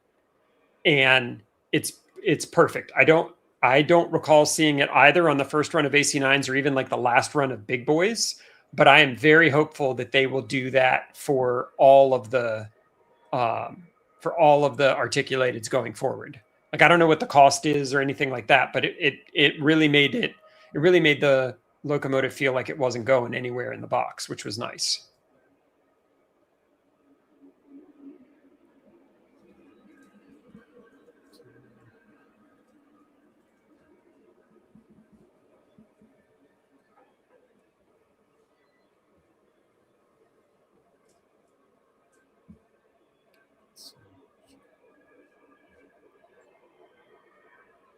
And those Atlas Premier cars, those Madison cars look really good.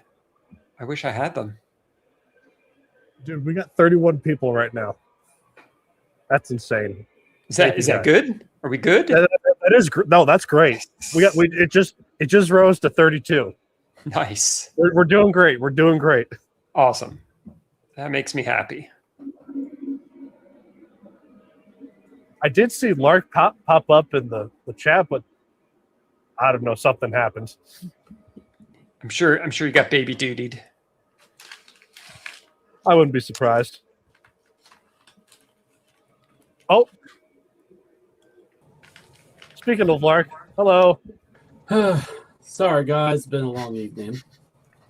No, like I saw you pop them and then you just went out. Oh, 34 people. Nah.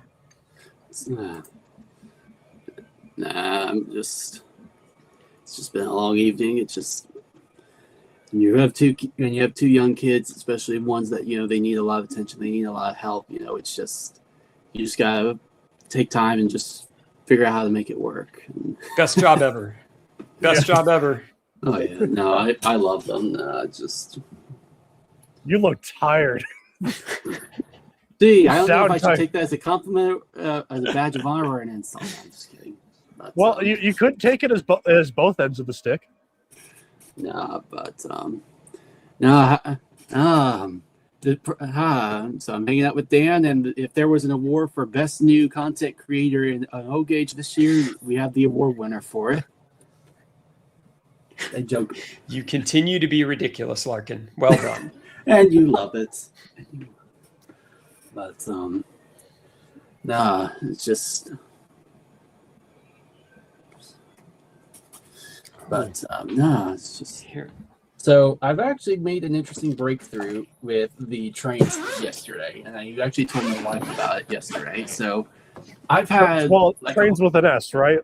Yes. Okay. But I did not. I was introduced yesterday to this thing called the 153 infrared that actually allows you to detect movement of the crossings, and allows you to make cross. I was watching Nick's crossing video on how he set the crossing. Like, oh my gosh, this is like the easiest thing in the world. Like, how do I not have these? Because I've got like 2 sets of MTH crossings, 2 sets of right-of-way crossing, and I got a Baltimore and Ohio signal that was also by right-of-way. I'm like, how did I even miss this stuff?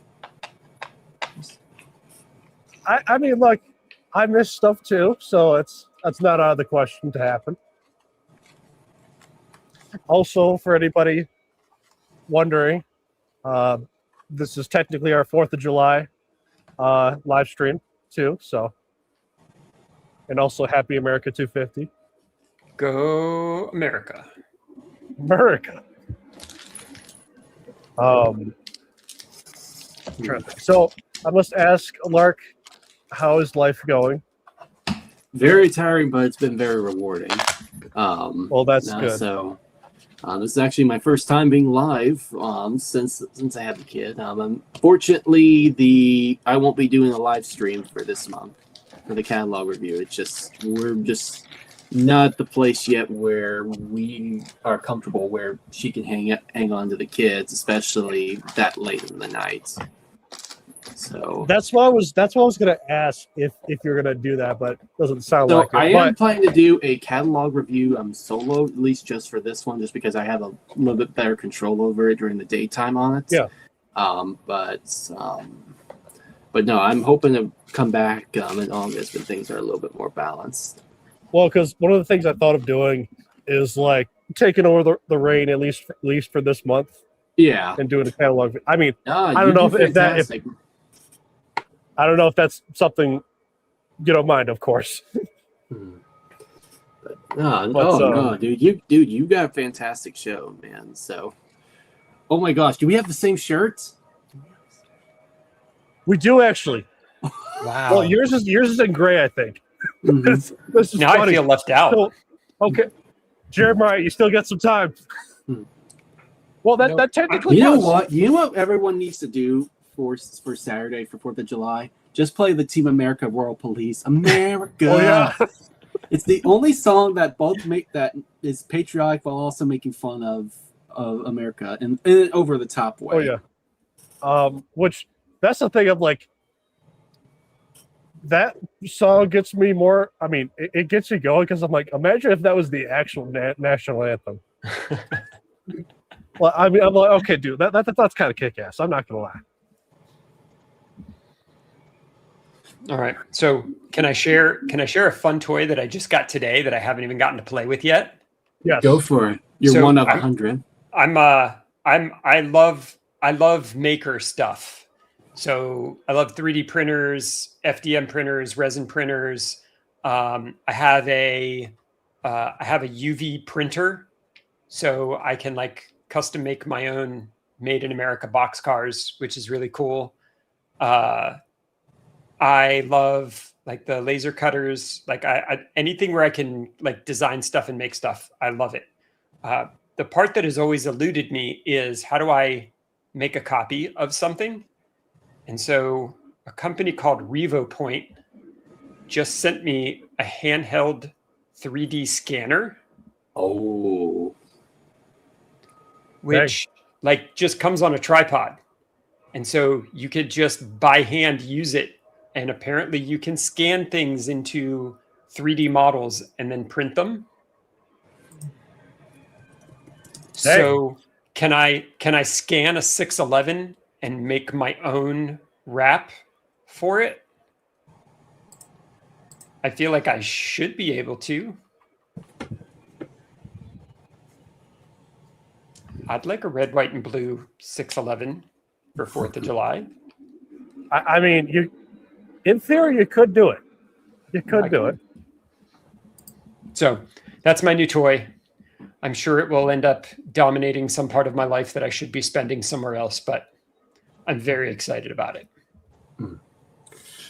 Oh, so since we were talking about shirts earlier, Jeremiah, you want to share the one with the one that I made? No, I don't. No, like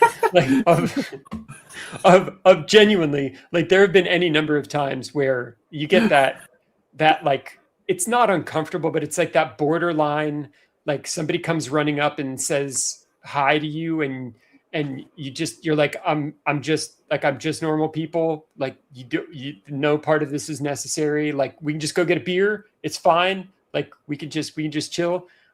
You showing me that shirt design was way up at the top of the oh my god, what have I done list. It's a good. Consider it as a badge of honor. And I did. Like that was I tried to take away like this is a good thing, right? Like I chose this. I didn't have to do any of this, and this was how I wanted to participate in the hobby. Like it's a good thing. I've also done one for Jim Gann because he always goes, Jim Gam, the train man here. You showed me that shirt, and I was just like, "Oh dear God, what have we done?" I mean, for me, I do want to make some shirts at some point, though. You should have seen what I made for Dell. What does that I don't entail? know if you remember, if you saw my York video, Jeremiah, where I was doing the all right, more trains with everybody. Yes. Dell went, all right, more beer or trains. I mean, and so one day I was having fun. I was bored because it was a slow day at work, and so I got on ChatGPT and started to make a logo with it. Decided to have fun when he was holding the scene with the cans. And let me see if I could pull up. I mean, it was. It was fun. I did, to be fair, I did one for all the 3 rails for dads as well. So it was by no means just a singling a certain person out. So it was the all right, more beer. Life's too short to actually. Here we go. There you go. That's awesome. That's awesome. I love that. Boom.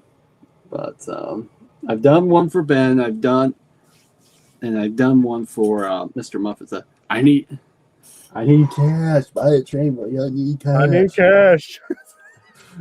Well, so, because that's the funny thing is that he put that out. That was like a meme that was put out by one of his streams at some point. Yeah. And I think I remember hearing that. I'm like, oh, this is nobody's gonna let that one up. Well, and to his credit, like he's embraced it, right? Like I think one of the coolest things about Mr. Muffin is you see lots of other train dealers kind of leveraging the influencer network or leveraging the custom run network. Like Steve is his own social media. Yeah. Like he is his own influencer, and it's pretty awesome. Yeah. And I've been reluctant to share that shirt with him just because I didn't want him to think like I was insulting him. But the more I think about it, the more I'm like, I probably won't mind. He'll actually find it flattering. Yeah. And then of course there's Ray's.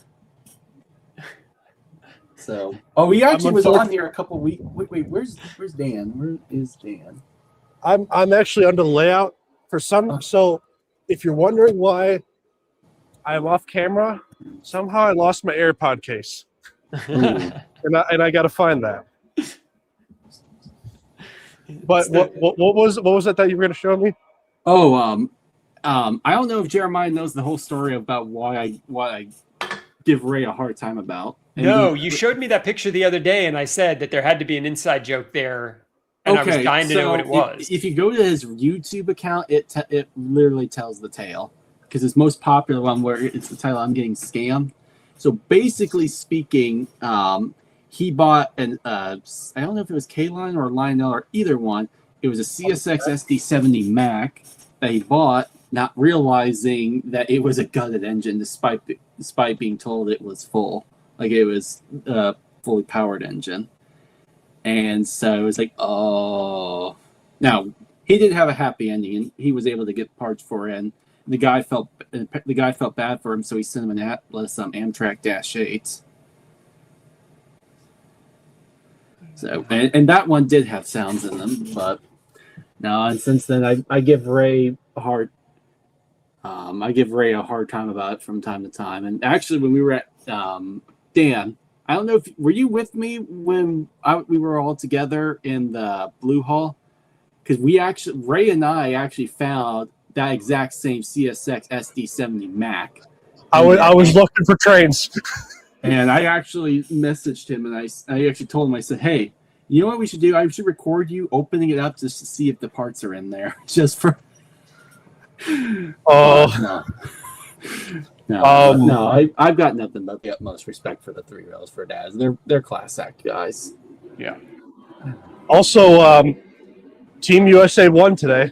Yeah, I just saw that in chat. That's awesome. Yeah, that's their first. I think that's their first advancement that deep in a long time.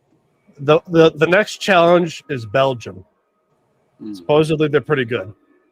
We gotta remind them that nobody wants to. Oh wait, never mind. I'm going down the rabbit hole. Okay, all right. Also, Lark, look at this as it's going by. You're about to miss it. The GT Bicentennial. that's beautiful. That's the only bicentennial I have in the collection, as far as I know of, or remember. Meanwhile, you have Jeremiah that has the wall.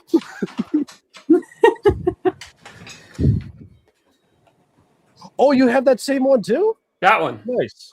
Oh, I think that's MTH. Nope. I'm guessing that one's. It's not. I'll tell you this about me. If you see me showing you a locomotive, there's about a 98% chance that it's Lionel. Dang. Like I can probably count on two hands the number of MTH locomotives I have, and the turbo train. And they're ones that Lionel will never do. Like Right. They're ones that are the VTELs, the Union Pacific turbines that Lionel just never do. Like those ones I have in MTH, but I would say 98% of my roster is Lionel. But no, this one's Lionel. No, what was it? I mean, speaking of different operating systems, have you dabbled in Blue Nami yet? That's bait, and I'm not taking it. No, it's a serious question. It's a serious question. I don't know how that came out as bait, but okay. Okay. Are you sure you want to do this? Wait, before. Dang it. Hold on. Will actually just appeared. Mr. Potato Wi-Fi. Hey, Will. Potato Wi-Fi. Vertical video. okay, How dare you? First of Vertical. all, Will, can you hear us? I can hear you. Can you hear me? I can hear you. Can you hear me? I read you loud and clear. Hello, everyone. Okay. Hello, team. Lark, you look great. I know. Trust me. 3 out of the 4 of us know exactly what you're going through, right but now. you go our family. You guys are doing great. Yeah. Keep it up, brother. Yeah, Gary's not. But damn. So I feel like somehow I got invited to the cool kids table at lunch. I don't know how this happened. I made it happen. That's the thing. No, you know what? There you go. He's the cool teacher he's the cool teacher in high school that everyone wants to hang out with just because of the fact that he can relate to us and the fact that he's. Wait, are you calling me old, Lark? Come on. Hey, I'm calling you wise. I'm calling you someone you respect. Like an owl, just very. Right. Man, I'll still never forget the first time I found you on social media, Jeremiah. I'm like, holy cow, this guy's got an insane collection. I'm like, how have I not known this guy? And so I'm like, yep, nope, I'm getting him connected in this community very quickly. And Talking about his collection, though, he's in front of 2 specific items that I'm kind of like nudging, like, hey, if you ever sell those, I'm your guy. I know one of them. No, dude, I got that one. Go down. Oh, it's Stu's. Yeah. You mean these? Oh, you got the those? UPC U36B. Let's go. Oh, dude, that is so mean. And so the funny story is we were both at the same auction and did not know that we were bidding against each other. Yeah. And so when Will told me later, I was like, brother, I love you. And I can unequivocally tell you were never going to win that auction. Yeah. I was in the field. We got an I was in the field when that happened. And of course, like, soldiers like, dude, go for it, sir. Go for it. I'm like, dude, I don't know. It's like X amount of dollars for just the powered unit. And they're like, no, go for it. And they're like, Dan, we got the Army. We would have the Army versus Microsoft going at it for that. It wouldn't. I love you, Will. You were not going to win that auction. Dang, dude, that's just repeat some statement. deep pockets. I will say this: like, I happily pulled out of that auction because there was no way that I could have explained it and be like, hey, got something I wanted. By the way, Right. And I'm glad you got there quickly, because it certainly made it a cheaper day for me. Like that could have ended very badly for both of us. Dude, I've been in those type of auctions, like with the 610. It was the longest like 3 minutes of my life. But like where I was when I purchased it, like I think I've told you, like it was we purchased it in a military meeting, and there's nothing like 50 NCOs and officers just be like, buy that, don't you dare quit. And I was like, all right, click. And then it just kept going up. I'm like, oh my God. But no, like there are certain things in each of our collections that were just non-negotiables. The Texas Pacific 610 was non-negotiable, 100%. Well, and I'll tell you, of everything in my collection, the thing that I probably paid the most over retail for is this. Oh, is that Sue's ES44? Yes. Which one is that? Really? So this is the Air Force One Yeah. ES44. Came with the caboose. This was. I think you mentioned that on one of your videos. It's plays Hail to the Chief when you hit F3. It was one of the ones, like, I love patriotic trains. Yeah. I'm not a fan of political trains, and this was the perfect balance, right? Because it is the office of the president's. It's Lowy, the guy who designed the GG1, was the guy who designed the paint scheme for the Air Force One. So you've got a little bit of train history in there, and it was the perfect balance of it's got the numbers of the two airplanes, the two versions of Air Force One. There's 28,000 and 29,000, so it's got those on there.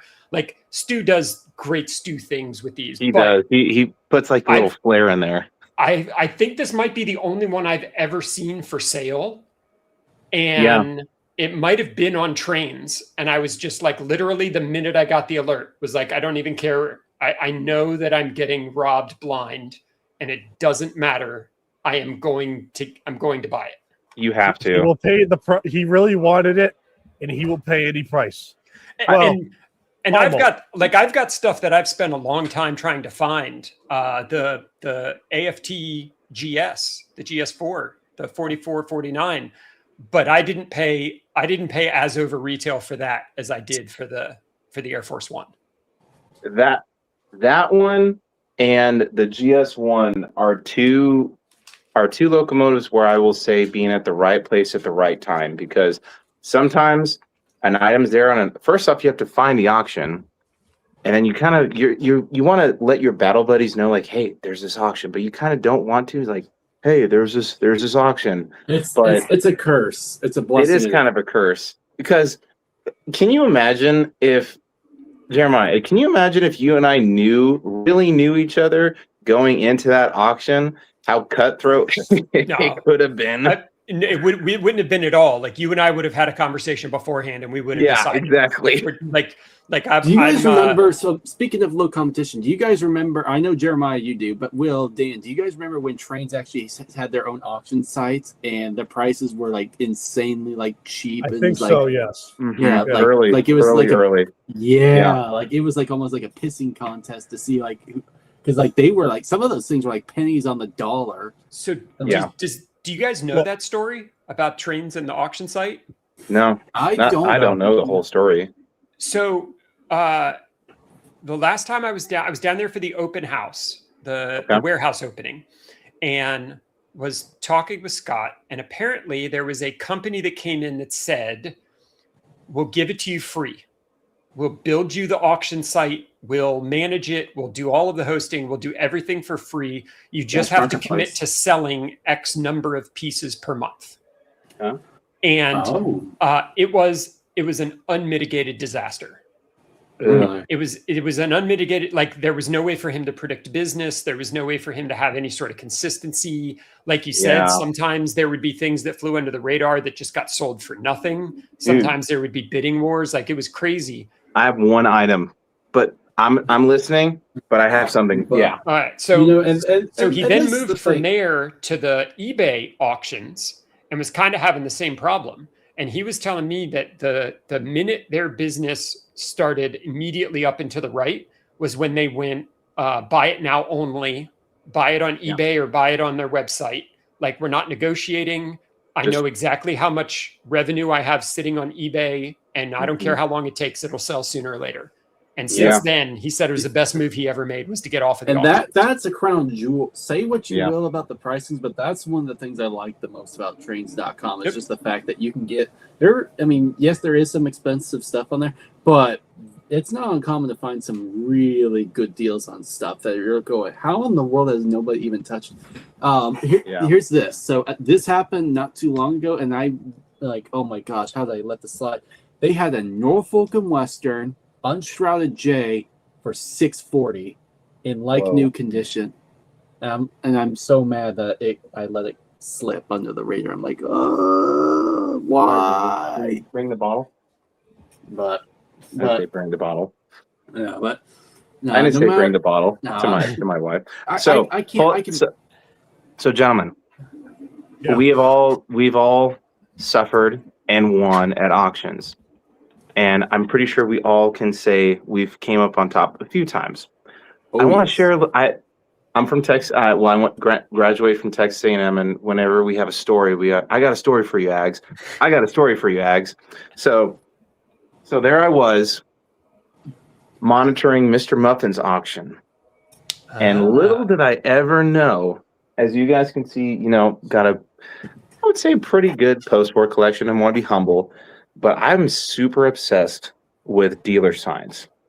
And little did I know that this was going to be on an auction. Oh, wow. Did not know that. Just thrown into a muffins auction. Yeah. So he threw it in. It's an original post-war dealer sign. Yeah. And I was the only one that bid on it. I was shocked. And it goes back to just kind of being at the right place at the right time.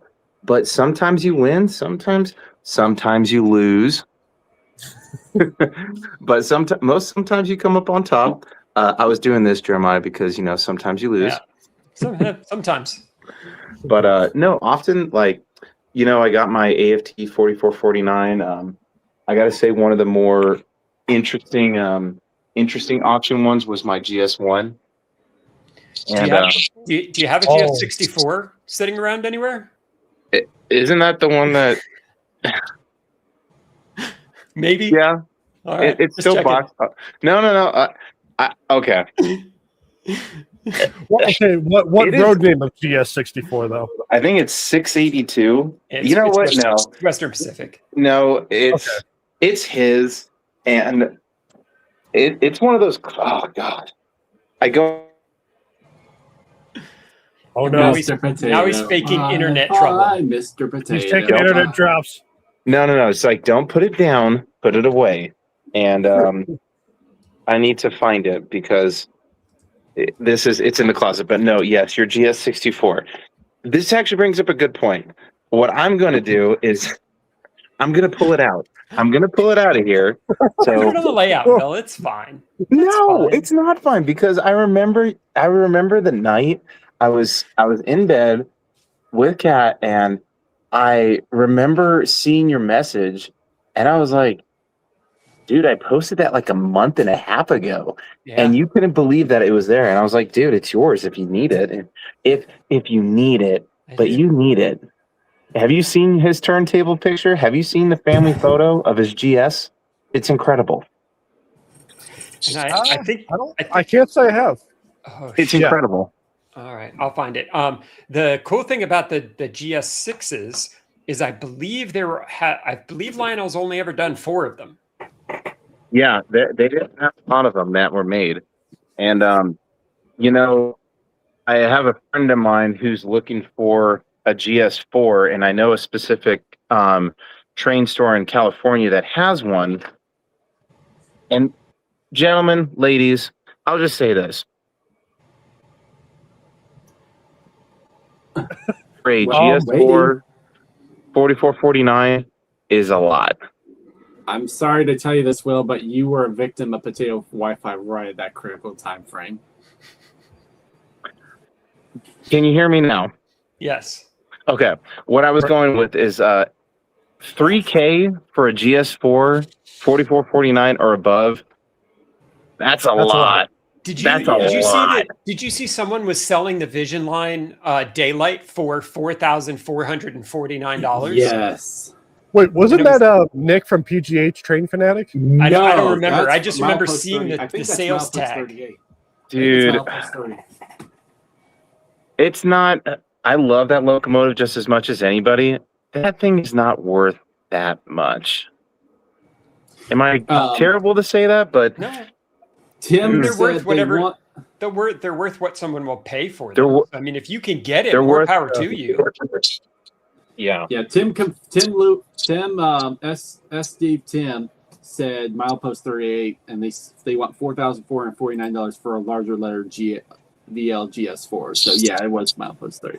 It's like Yeah. I mean, are there any really good train shops west of the Mississippi? I mean, I know milepost 38, milepost 38 is decent, but I mean, PDT is decent.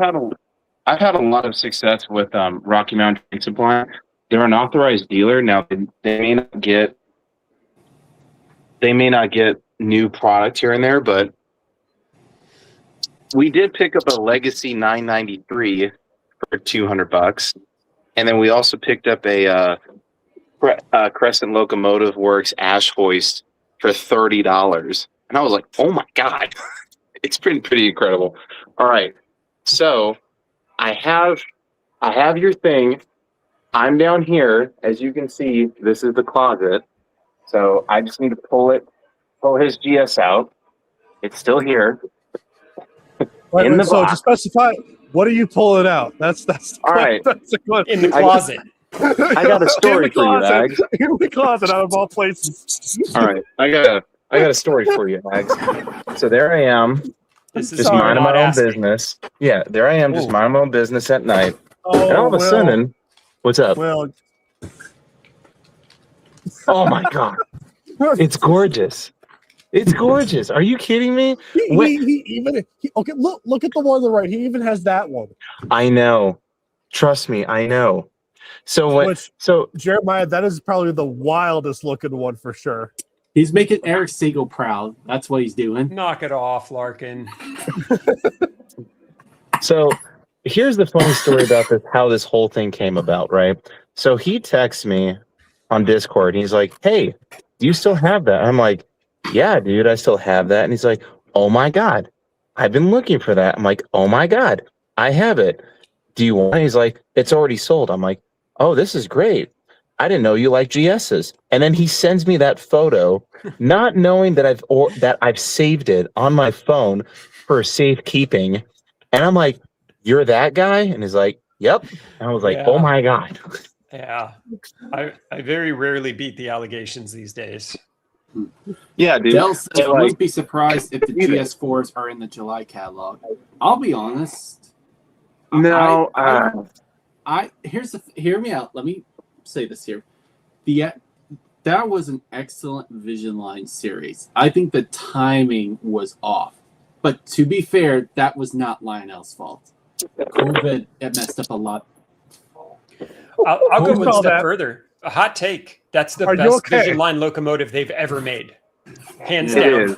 Full stop. It- In every way, features, smoke, attention to detail, not doing whistle smoke and steam smoke when the whistle is right next to the stack. Like they nailed every part of Everything. that run. And then they did Yeah. like 25 of them. Yeah. Which is pretty nuts. Yeah. Speaking of GS classes, Will, have you told Jeremiah of the GS1? Oh my scenario god. that You want to we're- hear a story about a dirtbag named Dan? All right, I got a story for you, dude. All right. So check this out. Little did I know when I would meet all my friends on trains and in the YouTube, I'll say the force. So I would watch Dan's videos and I'd be like, "Man, this guy has some incredible stuff. This guy has a GS1, he has a GS4, the one that I have, but he has the locomotive I need." So now we're doing a live video. Little did I know who this guy kind of was. I had no idea.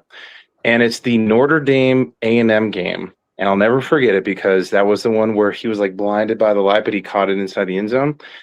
And I'm talking about the GS1, and he's like, "Oh, yeah, dude, that's my channel. That was my GS1." I'm like, "What? What are you talking about?" And then, of course, finally realizing that TrainMan Dan is Dan, the guy I've been talking to, the first question out of my mouth was, "Did you sell it?" And of course, sure did. And I'm like, I'm not going to say it. He hasn't let that one down since. No, I haven't. Fair. And then check this out. This freaking Goober Club that I'm part of. Sometimes, I don't really respond because I'm just busy with exercises and stuff. They played a prank on me, and they were like, "Will, there's a GS1. Oh gosh, You got to get online. There's a GS1." And then I'm like, "Oh my God." And I'm freaking out. And of course, I tell Catherine, it's like, they found a GS1. Like, no. I'm like, yeah. And of course, it's sold. I'm like, God dang it. They were pranking me. That's there need to be lines. Like, there have to be lines that you don't cross with other train friends. In fairness, if Wipeout Trains was here, we've done it a couple of times with him with his Western Pacific stuff. Mostly me. We roast him for the WC. I got it here. All right. So, Jeremiah, I need you to text me the deets, and we'll get this shipped out. Gotcha? All right. All right. It's here. See, and here's the deal, Will. Look, if you had it on the layout and you were like, "Oh my God, I run it all the time. It's killing me to give it." Like, I would let you keep it. No. Not if it's sitting in a clloset. If it's sitting in a closet, trains and boxes are my biggest pet peeve. Trains, yeah. So full transparency, I think the prices on some of so I'm selling these for a friend of mine, Xavier, and he's part of SlickX, and he's actually, so Lark has one of his locomotives, the Allegheny. Was it one or was it two? Was the Greenbrier also his? No. So the Greenbrier was mine. I got that from a different one. If you still, I think there's a couple of other ones that you might have liked. But well, because eventually I'm planning to get the J3 from you. That's still here. See, there's a veranda. There's a 1218 that I think Caleb was looking at that Brooke did an upgrade on. There's some stuff in there in that closet, but I don't want to say I've been so busy, but I leave on Sunday and I'm gonna be gone for a while, and it's like trying to cram so much. But no, it's here. It's here. It's going out. All right. It's going out. So Will, even after that whole prank, I felt horrible. No, it was funny, dude. That's the thing. But you make it. Sometimes you make it sound like it's the worst thing ever. Hey, Will. If it makes you feel better, I tormented Dan when he was down here. So I picked him up because he'd never been to I picked him up at Buc-ee's because he'd never been to a Buc-ee's before, and he's like, "Oh, fresh brisket on the board." Yeah, and I tended to forget that Dan's like a tower, like him and his dad. I called them like the Twin Towers just because of how tall they both are. And anyways, we got out there, and I'm like, you know what? We're earlier than expected. You know what? And so I casually just drive to Baldwin Yard, which is the northern terminus of the Florida East Coast. I didn't tell them what we were doing. We got to bring the engine that I got too. And so now in Baldwin Yard, they actually have a public spot where you can actually be on the yard grounds and not get in trouble. Now, obviously, you do anything stupid, then you deserve to get yanked out. Hemmed up. Yeah. But that being said, though, it was perfect. They still had a couple of champion SD40s there. Dang. It's still a champion scheme at that time. And so then they had the test unit there, and it was just full of Gevos. There you go. And you can tell them who helped you with that, because these two right here are very familiar with him. The problem is I don't know if I could say his name. Is that the Ferromex one? Oh, yeah, or at least the Ferromex, or the FEC. Oh, okay. So, Florida East Coast. Got it. At least it's the Grupo Mexico paint scheme. Okay. But I would say his name, but I don't know if I'm allowed to. That's the problem. He's known as the Sorcerer of Concord. We'll just say that. Let's say that. I got it from for a price I could not refuse. That guy is a sorcerer. That guy. Yeah, That guy. Jeremiah, you're quiet over there. You. That guy's in Legends. Okay, so all right, all right, Will, I got something for you to dunk me on. Oh, I can't wait. So Show me. Hey, fair enough. So Fair enough, Jeremiah. when I bought this, I think about a month after, someone was selling the champion version, like the scale version, and for whatever reason, I passed up on it. Ooh. Nah. And I feel stupid for not picking it up. Dude, okay. I think we can all agree now. Depends on our situation. And Jeremiah can definitely test this. I think we all can. If there's something you're looking for and it's there, just get it. Because I can tell you, I spent 5 years trying to find the Napa Valley Wine Train Station Sounds dining car. And when I finally found it, it was incredible. It made everything just It's like such a it was good incredible. feeling. It's such a good feeling to find that There's a one piece reason of why the Lark set. had picked that as your intro piece for his I know. Trains of Lark. I didn't want to you. say anything about it. But, No, it was just incredible because, you know, this is a hobby, but we're also collectors, but we're operators. But it's like you look at any other hobby. It's like if a Pokemon collector got that one Pokemon that's a PSA 10 or Charizard card. Yeah, Charizard or something. But there's some like there are two. I want to say there's 3 items maybe, but like the GS1, the Texas Pacific 610, and the Station Sounds dining car. Those are 3 off the top of my head. I'm just being like, you know, it's there. The opportunity's there. You need to seize it because if you don't, you're gonna kick yourself, and it's not fun to kick yourself afterwards. Oh yeah, I mean, so, but yeah, that Florida East Coast one, I'm like, I really should have bought it, but at the same time, I'm like, you know what? They pop up from time to time. There's another opportunity. But Will looks really excited. What are you looking at? Dude, okay. So well, okay. Well, before you say that, yeah. I don't know if you heard us earlier. Team USA did win. Oh, they did. And so did Canada, and so did Mexico. Dang, it's guys. We might have a possibility. We may have a Final Four that features Canada, U.S., and Mexico. Let that sink in. Wow. The obstacle right now for U.S. is Belgium. Yep. And supposedly although there was they won controversially because apparently it was not. There was some people upset about how that game went, from what I saw. Are you talking about the U.S. game? No, the Belgium game. Oh yeah. So I was like, as far as I know, the U.S. one was pretty fair and square from what I'm hearing. So it's funny that, you know, Jeremiah's here and he showed us his family photo, right?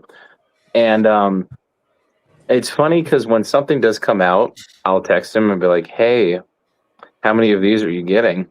And it's I'm looking at the big boys over there and I'm like, you know, I said something so dumb. He was actually just talking about this, like the two. Well, Jeremiah, did you pre-order both the yellow belly and the bluebird? He pre-ordered so much, and good job. To be fair, Jeremiah, I'll give credit where it's due. I feel like Jeremiah kind of played a role in the revolution of the big boy custom run, which that has been. I know, man. But he's buying into Lionel stock. What Jeremiah said in his video was absolutely spot on, and I think Lionel does need to pay attention because suddenly they could have a brand new business model that they could add on top of the BTO. Because if sometimes, and I like the idea of like, hey, let's just do a certain amount and let the fans decide this is what we want to do, because the dealers are willing to take off the lift, and for Lionel, it's free money. And you said what? Like there's like $8 million worth of big boys that are being made within the next 12 months, Jeremiah. Yeah, it depends on what the size of the runs are. But if you just look Mm-hmm. at the custom runs, where we know you have to have a minimum of 40 of them, like Yeah. just the custom runs, just the Vision Line big boys, just this catalog, I think came to almost $3.5 million. Wow. And so that doesn't count the 9 that Lionel put in the catalog. That doesn't count the Lion Master ones. That doesn't count anything from MTH. Like there's and I don't know if you've noticed, but they're kind of all sold out. Yeah. Like, there's not a whole lot of, especially the custom runs, not a whole lot of custom run big boys still floating around out there. Although You don't say that because that coffee is company. Stu still okay? The Air Force One. I'm if those aren't sold out by now, I'm going to work really hard to get them sold out because that's going to be spectacular. But Well, so the I'll one text you that tonight, I thought okay? was the one that I thought was quite interesting was I think it was the P50. I think Stu's doing a Yeah. P51 version. Oh, the It's Allegheny. which of- Allegheny. Yeah. or the okay, I thought he did a big boy one, but I'm like, No. Pennsylvania and Air Force One are the big Pennsylvania boys. I one, think. I'll give credit where it's due. That one actually looks really good. well, the one that And I you get the really, cigar with it, so you can be Oh, like, yeah. that's the one I really wanted to get, but I just couldn't swing the money at Yeah. that time. So- it's like, If you watch Train Talk Tuesday, they are giving out one, Yeah. Win yes, but you have to order And- some coffee. And or buy some there's Tim Gander. it's like a raffle, which I hear Thomas the he diesels. Yeah, so Thomas, he showed. First off, I think there's very few products like where you feel this sense of, I don't want to say pride when you purchase it, but this is a product that if you pre-ordered it, that's pretty cool because the fact that you're getting a case of just incredible stuff like a cigar, some cleaning fluid, some smoke fluid, some oil, but it's so meticulously just put together with the whole package. Yeah, I'm pretty happy for that he sold out. This is going to be really cool to figure out who wins that big boy. That's going to be Oh, yeah. incredible. You know how you can also do that? Buy some Tim Gander TrainMan here, Gamble Central stuff. Jim is just Jim- a character, dude. I've Character. hung out with him in person before when we were all at York. He's a good guy, very He good is. guy. Jim just Which that reminds me, seems Lark. like the dude that you we just gotta want to see hang you out next with at a York. show. So I will not be at this. I mean, not but- this York, but the following York. So our family, we are going to try and make the fall of 27 one because we're Okay. looking at bringing the whole, and it won't be just me. It'll be Carol, it'll be Gary, and it'll be Leora. So, can we talk about exactly how brave it is for you to bring anyone in your family around this group of people? Dude, Well, here's the thing: if he brings Kyle, that alone is going to make it like All right, that that's alone is going to be worthwhile. But Yeah. in all seriousness, here, so it's just Gary has gotten hooked on anything that has a motor right now. And and we're watching some of the TM books and video stuff, and every time a train comes on, he goes. yeah. And then when the air modal goes by our house, he does the same thing, and every time he does that, we always get a horn salute. Like the engineers. man. So, but we're talking about doing a couple other things too, like including going to Gettysburg, doing Choo Choo Barn, Strasburg Railroad. Yep. But just kind of my plan is I'd like to try to recruit as many of my buddies that have kids as well, just because if everyone brings theirs, it's going to make it a whole lot easier and could give TCA reason to step up their kids club, their kids stuff there. Yeah. Well, one thing, Lark. When you come to Pennsylvania, there's one thing you got to do. You got to see 2102 at least once. But Or ride it. But yeah. But to answer your question, Jeremiah, in terms of in terms of what's the motivation, just because Gary's going to be 3 by then, and so at that point he'll be old enough to where I feel like as if he'll be old enough to at least appreciate it and kind of get a taste of it because secondhand son Colin was about 3-4 years old when their channel took off, and you saw like how well he got involved with it. So I came to the conclusion that, hey, once it gets to that magic number 3, I think that'll work. Now, where Leor will be at that point, we'll see. But it's just at that point, we'll want a big vacation. And that'll be our first major vacation that we've done as a whole family, and so we just feel like as if at that point we'll be ready for an excursion. So I'm happy. I'm happy, and so I don't want to say I'm just happy, but like, yeah, your family meeting Carol and Gary. I haven't met your daughter yet, but so I got something for it's you all to get incredible. laughed about. So you're gonna want to, Dan, you're gonna want to take a seat here for a moment.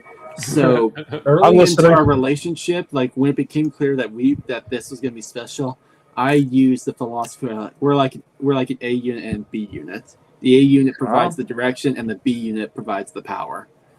And so I said at the time, like, she was the one that gave me the motivation, gave me the push, and I was the director, the one that was directing the train, because you can't have a B unit without an A unit because you need some of the control, and the A unit gets stronger when it has the B unit. Although nowadays she gives me a hard time, like, are you sure you're not the B unit and I'm the A unit? But I will say she is doing all the hard work around here, Lark. Yeah. Oh my she's God. a trooper. She has been a trooper with the kids when I've been at work. I mean, she really is. Like at is. Jacksonville, I just remember seeing Kat and Carol. I was like, oh my gosh, they are incredible. Oh yeah. Oh, I won't forget her husband just playing trains. Oh, I won't forget when Gary tried to dive bomb for Kyle when we were waiting. No, it was for the boat ride. Remember that we were all waiting the line. Gary loves children. Like, he loves other people. So when he saw Kyle, he was like, "Oh, yeah." But it's interesting that you talk about this hobby, like when it comes to kids. So I'm going to show you guys something real quick. Didn't really think that this was going to happen. Well, not this soon, but we now added a little ladder. Nice. Yeah, we added actually. So I will share. I will share a video that Kat took yesterday. So Stu is Kyle's adopted train uncle, and that's why we call him Uncle Choo Choo Stu. He's such a great dude. But of course, we have his phone number, and last night got to break out the AC9. It's an incredible. First off, if you haven't bought it, you have to, Dan. I'll just say that real quick. Yes, I know. But real quick, guys. JD Stux is in the chat right now. Oh my God, what's up, dude? How's oh my going, God, Jason? talk about dude. That's like, that guy's incredible. Like, I have a story about him in a second, but long story short, so like, he's sitting here and he discovered the Cab 2 remote, and there's a video of me trying to not take away, but trying to like, hey, can I have it? And he's like, Nope. So no, he's like, nope. But no, so Jason, dude, I remember when he was when he was posting his videos from his other house, and we've never met. We've talked briefly on Facebook because he's a marching band dude. And when he tore down his layout, I freaked out, and I went up to the cat. I was like, "Oh my God, he just tore down his layout!" I was like, "Oh my God!" But no, I'm happy that he moved and that he has another basement, because in this hobby we have to have a basement. There's no other way. You got to have some sort of room for the trains. Can I, along that line, Will, can I share another picture? Yeah. Oh my God, is it? What'd you do? This one's just cute. It's cute? I'm the oldest of 6 kids. Okay. And my youngest sister is 16 years younger than me. Oh, I love it. This is her son, who they came to visit and was walking into the train room for the first time. Oh, I And love it. I literally just ended up setting up chairs for him so that he could run back and forth and like climb Yeah. up onto the layout. But this dude, like the kid woke up at 2:00 in the morning and woke his mom up and was like, "Can Uncle Jeremiah take me upstairs and play with the trains?" Oh, And yeah. she was like, "No, it's 2:00 in the morning. Like, what are you talking about?" But this kid would not leave the train room. And That's so having little folding awesome. chairs around is now a necessity because anytime they show up, he's like, "No, You I don't gotta want to do it. eat. I don't want to play. I don't want to do anything. I'm just going up to the train room." Yeah. And I'm so happy when I operate with Slick X because and you've seen the layout when we were at the Rocky Mountain Train Show. There's just something great about handing a cab 2 or Yes. cab 1L to a kid. 100%. Just, hey, here you go. Have fun. And to them, like, I truly believe that they are the future of this hobby. Yeah. And my wife is singing something because I said something, cliche-ish. But no, honestly, man, like at the Rocky Mountain Train Show, their eyes light up. Oh my God, big boy, big boy. And I'm like, you know what? Have fun. Just have fun. Because fundamentally, yes, it's a toy. But to see their faces light up is so great. And as a dad now, I'm just like, it's just the best.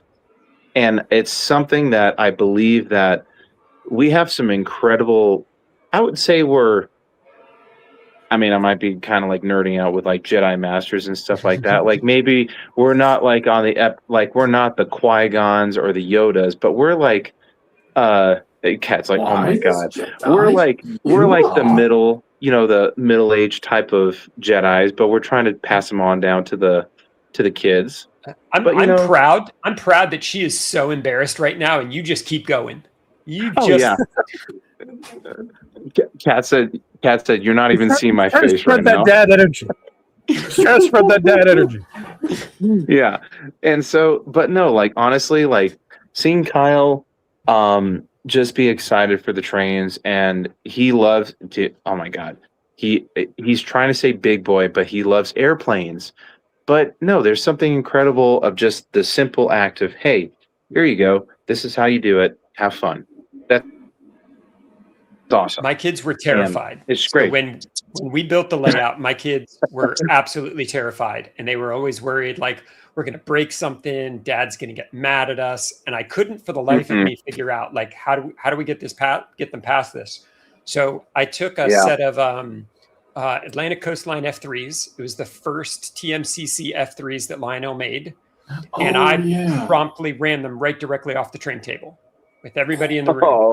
Just full speed around the corner, whipped around off the train table. Both of the kids immediately freeze and look at me. And I know this is the moment. You told me the story, yeah. This is where I fix this. And just started laughing. And they were like, "You're not upset about this?" I was like, "My dudes, they're trains. We're playing with them." Like, that was objectively funny that purple train just literally flew halfway across the room. Like, if you can't laugh at that, that's the moment where we're in the wrong place. And from that minute on, like, they had no problems. I could tell them, go pick something up, and they'd go over and get it. They'd put it on the track. Like, it kind of broke that spell of, these are things that you can't touch. These are like, oh my God, they're so expensive. No, they're toys. Yeah, we take them out of the box. We put them they're on the layout. expensive toys, but if you can't afford to have them be toys, chances are you're probably spending more than you should be. Yeah. They're just toys. Fundamentally, that's what there is something magical also, and maybe it's another cliche, but there's something magical of seeing I'm not a kid, but like there's this saying from a Lionel article. It's like, Lionel Trains makes boys feel like a man and a man feel like a boy, like when it comes to trains. But there's something magical about handing a remote to a child and just seeing their eyes light up. Yeah. Like, because they're having the most fun that they've ever had. They were laughing at me at the Lower Susquehanna because it was the first time I'd ever been to a club layout of any kind ever. Like, I didn't know that was the thing. And I walked in there and walked around the corner and was like, I like melt the TCA down and fund these in the 15 biggest cities in the US. And it would be the greatest thing we've ever done for the train hobby. Like they couldn't get me to leave. I was just like, no, I'm just going to sit here. So what you're saying is the fact that it took you this long to realize that there's an army full of nerds, train nerds, that are about our age and your age that are very passionate about it.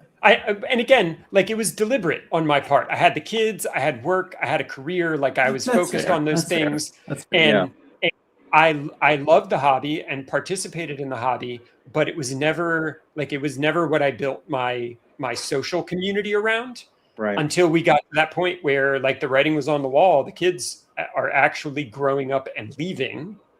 And like it was a perfect time to make that switch. But yeah, this last York was an entirely different experience for me. It was amazing.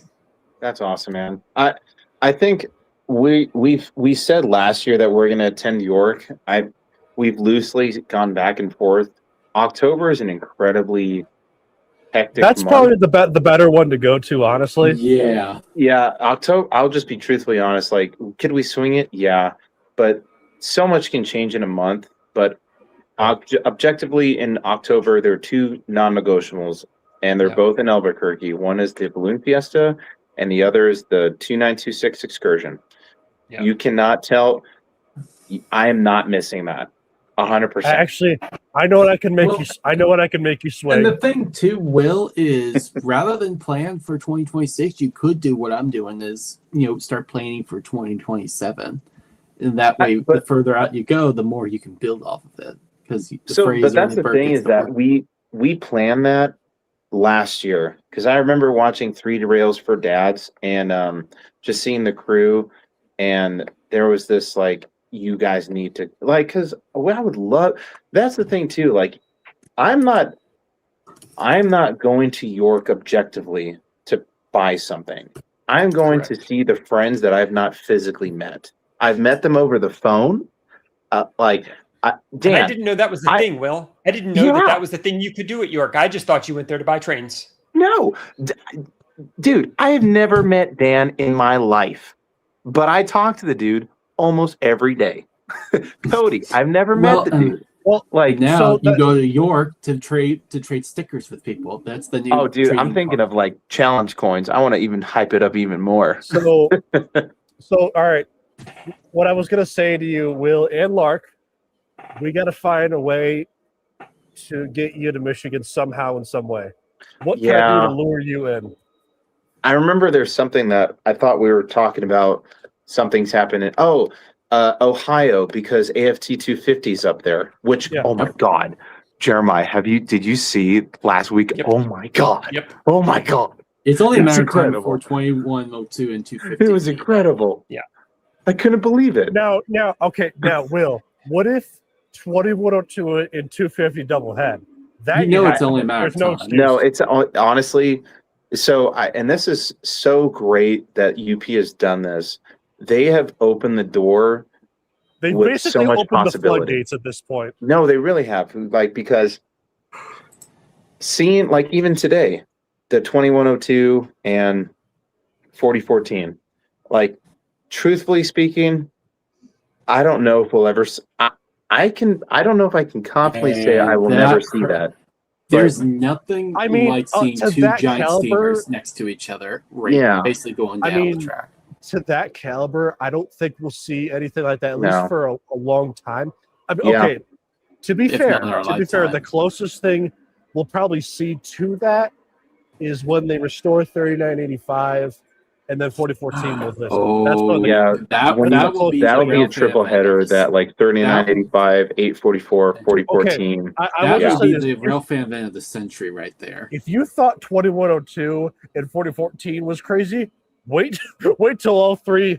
Just have Challenger and Big Boy just going along, because there's probably a possibility that these two actually worked together in real life when they were some way, shape, or form. Yeah. Oh yeah. Well, hey guys, as much as I love this chat here, as much as I'm enjoying y'all, I am out of gas. And you're great. You're great, dude. Recharge. You're a great dad. She's a great mom. Love your kids. Love you, dude. It's great to see you, man. You look great. Good night, man. Great seeing you, Jeremiah. Later, man. Yeah. All right, bye, Larkin. See you guys.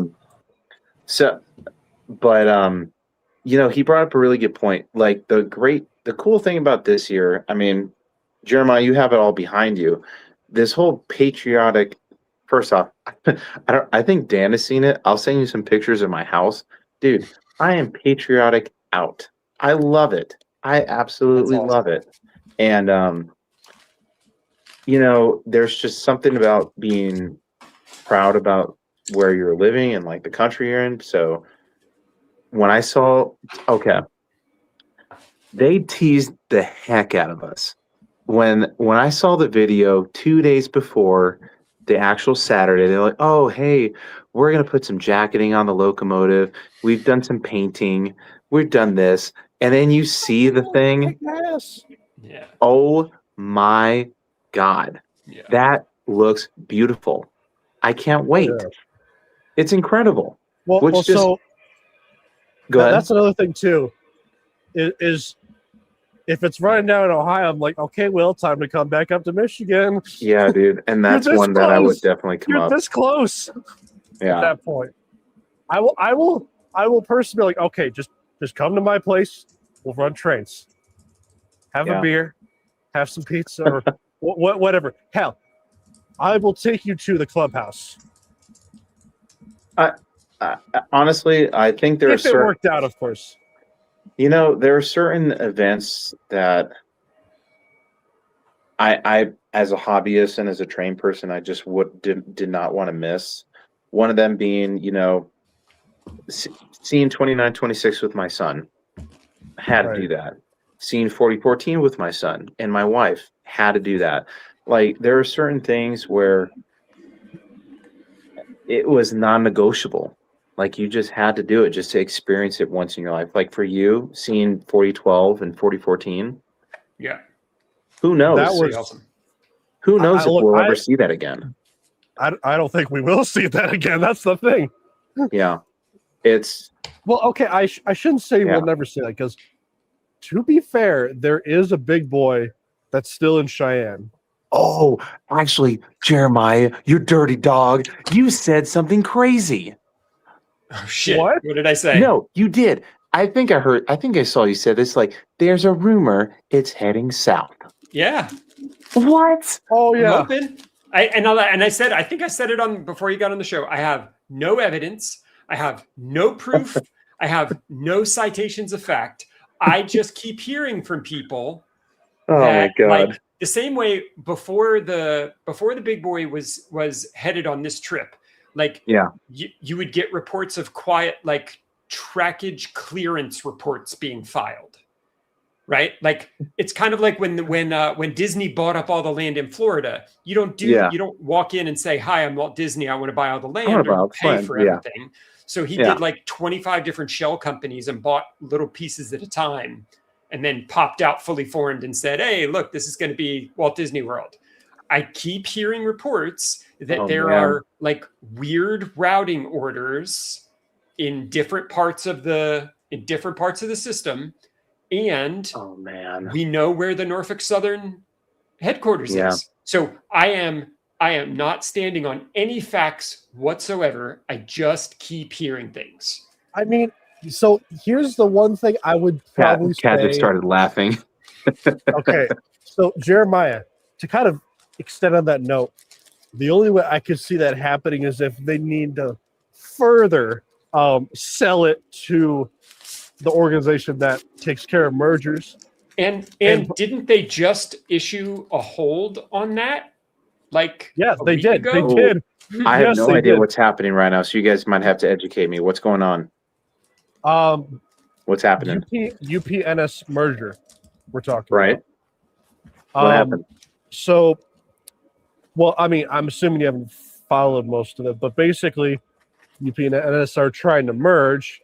Right. And throughout this entire time, UP and NS would post info, but not enough. To the point where I can't remember if it's the NTSB or it's the organization that takes care of mergers. I'm gonna find out. Specifically. And it got to a point where they basically put a hold on the merger entirely.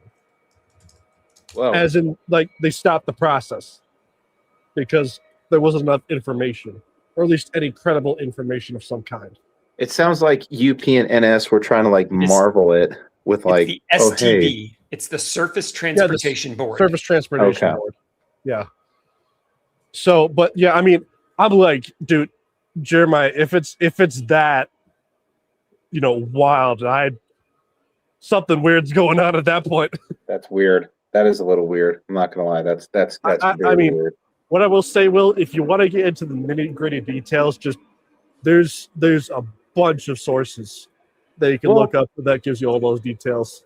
I mean, I've been tracking the 4014 daily, and then when I went to Steamtown, it had like that little stint with the boiler and everything. But there is some questions I had. We've seen 4014 go through Texas. It's gone south before. NS, if I'm not mistaken, is headquartered in Atlanta, right? Atlanta, yes. Okay, Atlanta. I don't think it's done. I know, and from hearing the interviews with Ed, there's a lot of planning that goes into, hey, let's bring a 1.25 million pound locomotive. Yes. Will it make this bridge? Will it make that curve? Is the track? And that's what we heard supported? first. Like that was the rumors when we didn't know that it was doing the coast to coast. When we didn't know what the course was. What we kept hearing was there were clearance reports that were being requested. Like that there were track condition reports. Like there were just things that I'll be right back, but I'll be listening. Yeah, there were just things that weren't. And again, I'm no expert in this, but what I kept hearing from the people that we know who work on railroads or around railroads was that they were not normal queries. They were not normal requests being made, and that clearly it was something was happening. Like like when someone spied on a rail fanning. Oh, hey, Ed Dickens is at the horseshoe curve. Yes. Yes. Yeah. It's like, oh my gosh, 4014's been spotted at San Diego Comic-Con. I wonder what's happening. Something like that. Yeah. No, I mean. So the current place, just so you know, the current place where the merger is that the STB has gone through this process, and they just returned the process for the discovery proceedings, which is basically it's the legal part of it now. It's a historic thing that was set. It says here when the Canadian Pacific Railway and Kansas City Southern merged, that basically allows everyone to ask questions, allows everyone to ask for contracts, allows everyone to ask for costs, allows everyone to makes it so that there can be no hiding the financial structure of what's going on with it.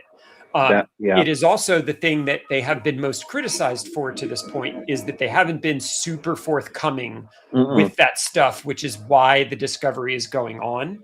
But that just happened. Like they just set the schedule for that like 5 days ago. So if I want to distract from the ongoing proceedings, what better way than to run Big Boy down the East Coast?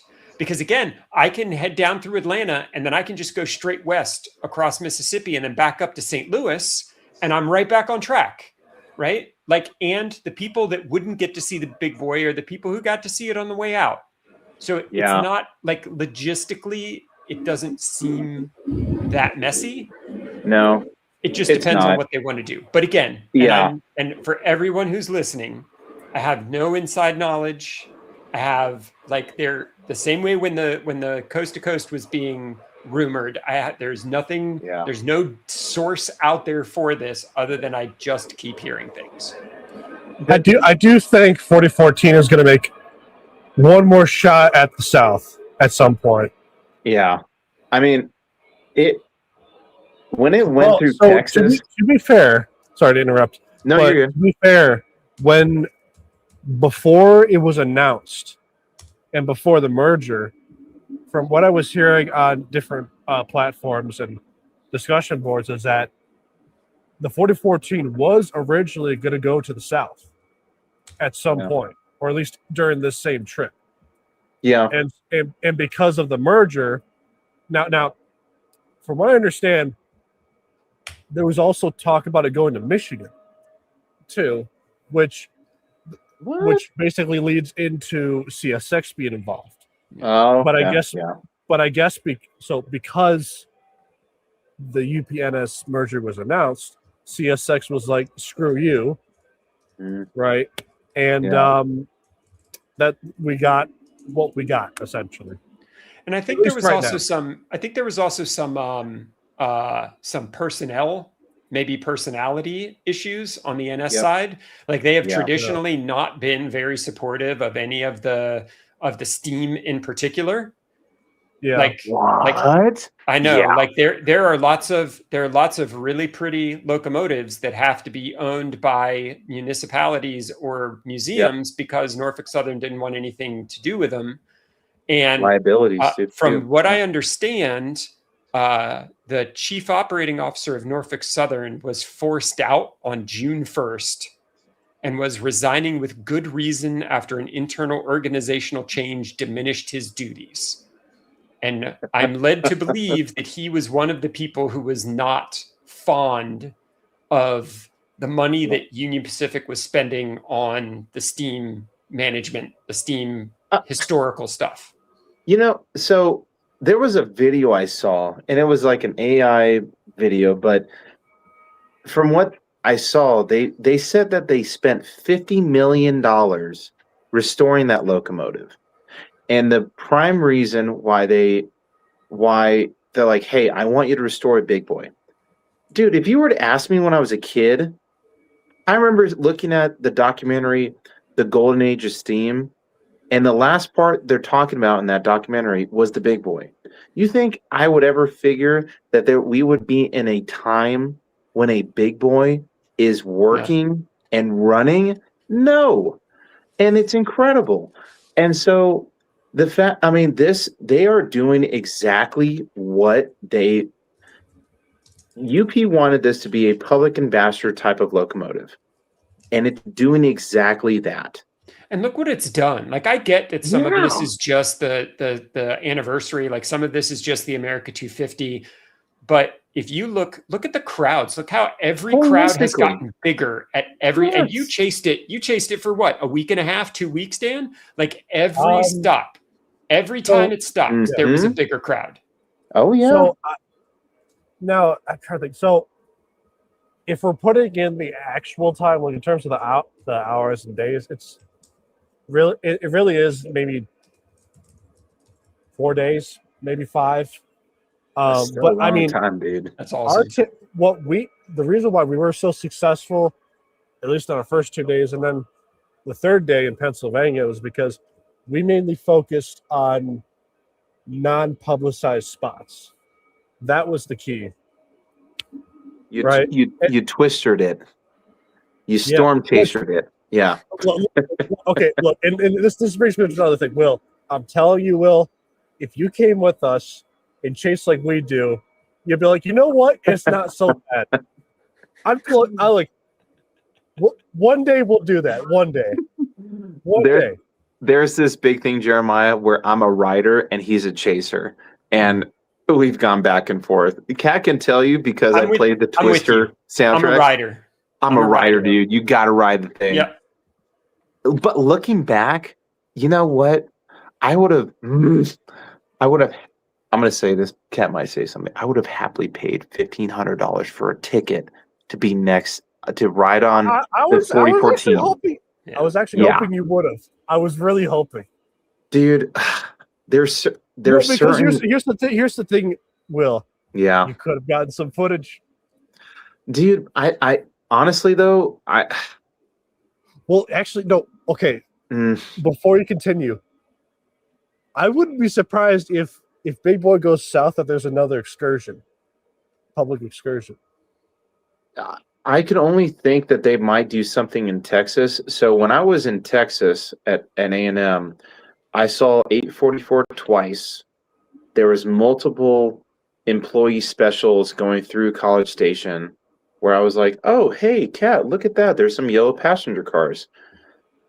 And kind of like what Jeremiah was saying, and this is a big thing in the military as well, like you kind of set the you set the conditions for attacking the objective. You know, they've already been through Texas, so they already know what they can and cannot do. Yeah. They've gone to San Antonio, they've gone to Houston, they've gone through College Station.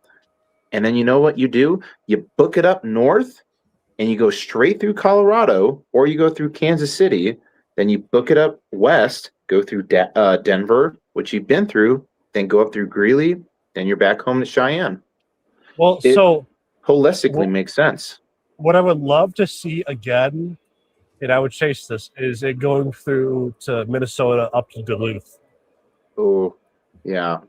Like, 'cause, I mean, look, it's in some ways still relatively close. I mean, it's a multi-day drive. I will tell you this: the chasing that in Minnesota is much better than Chicago. I'm gonna phone a friend on Who Wants to Be a Millionaire. Sweetheart, can you let me know when 4014 is supposed to be in Denver?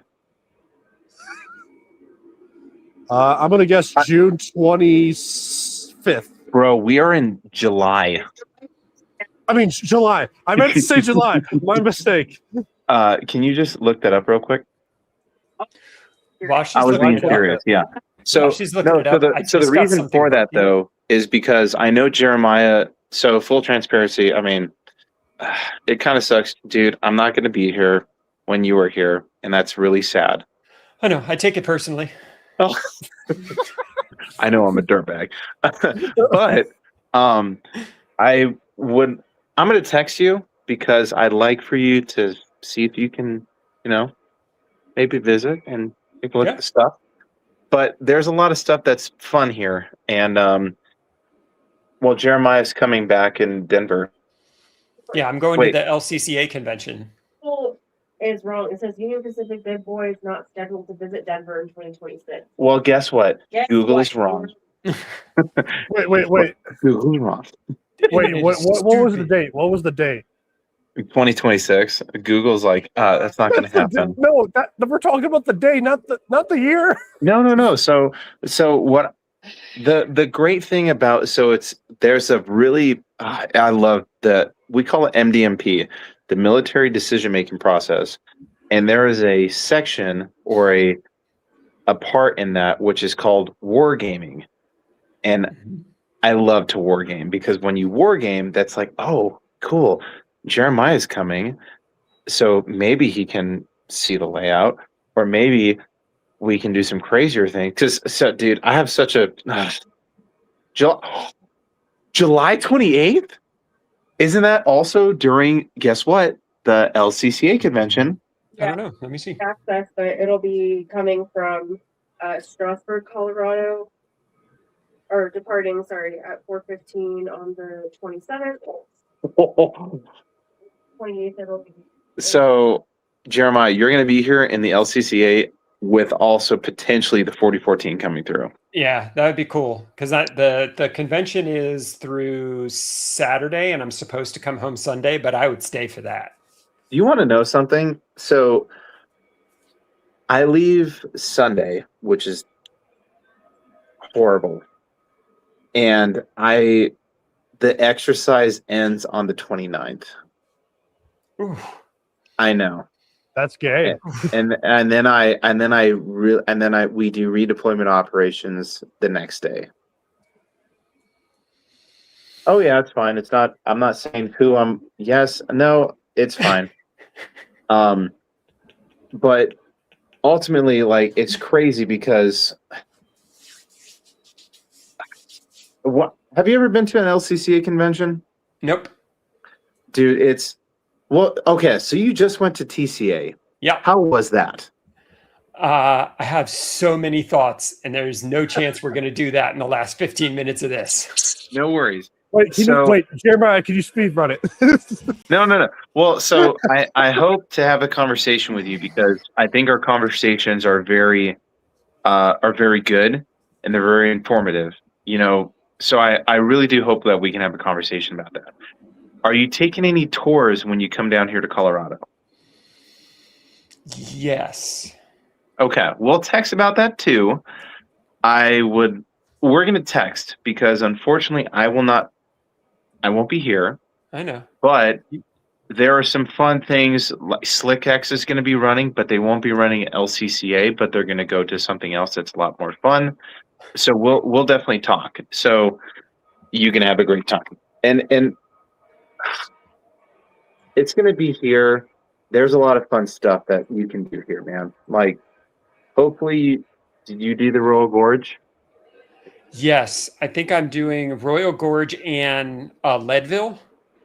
Leadville. Is that that's not the Georgetown Loop, is it, or no?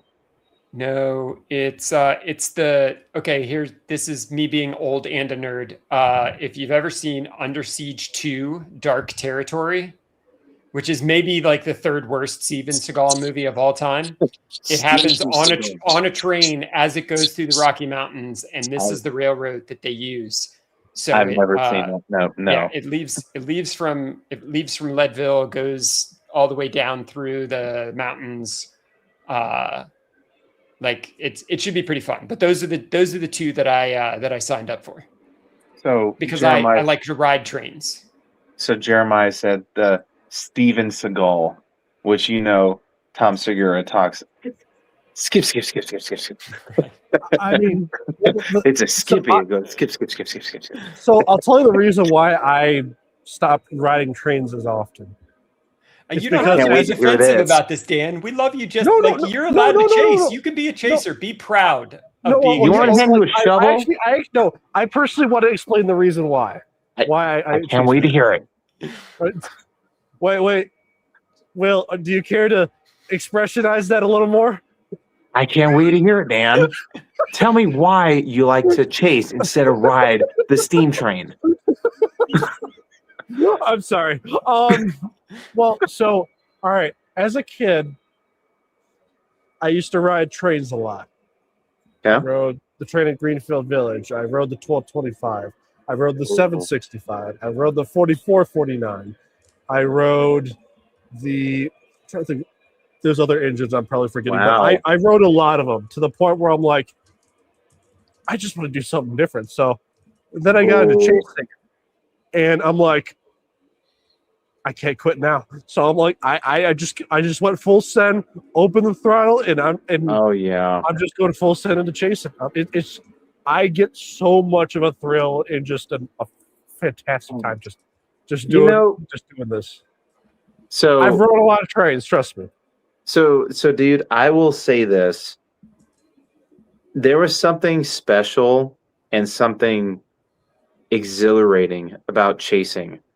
So when the first locomotive that I chased was with Kyle, and it was 4014.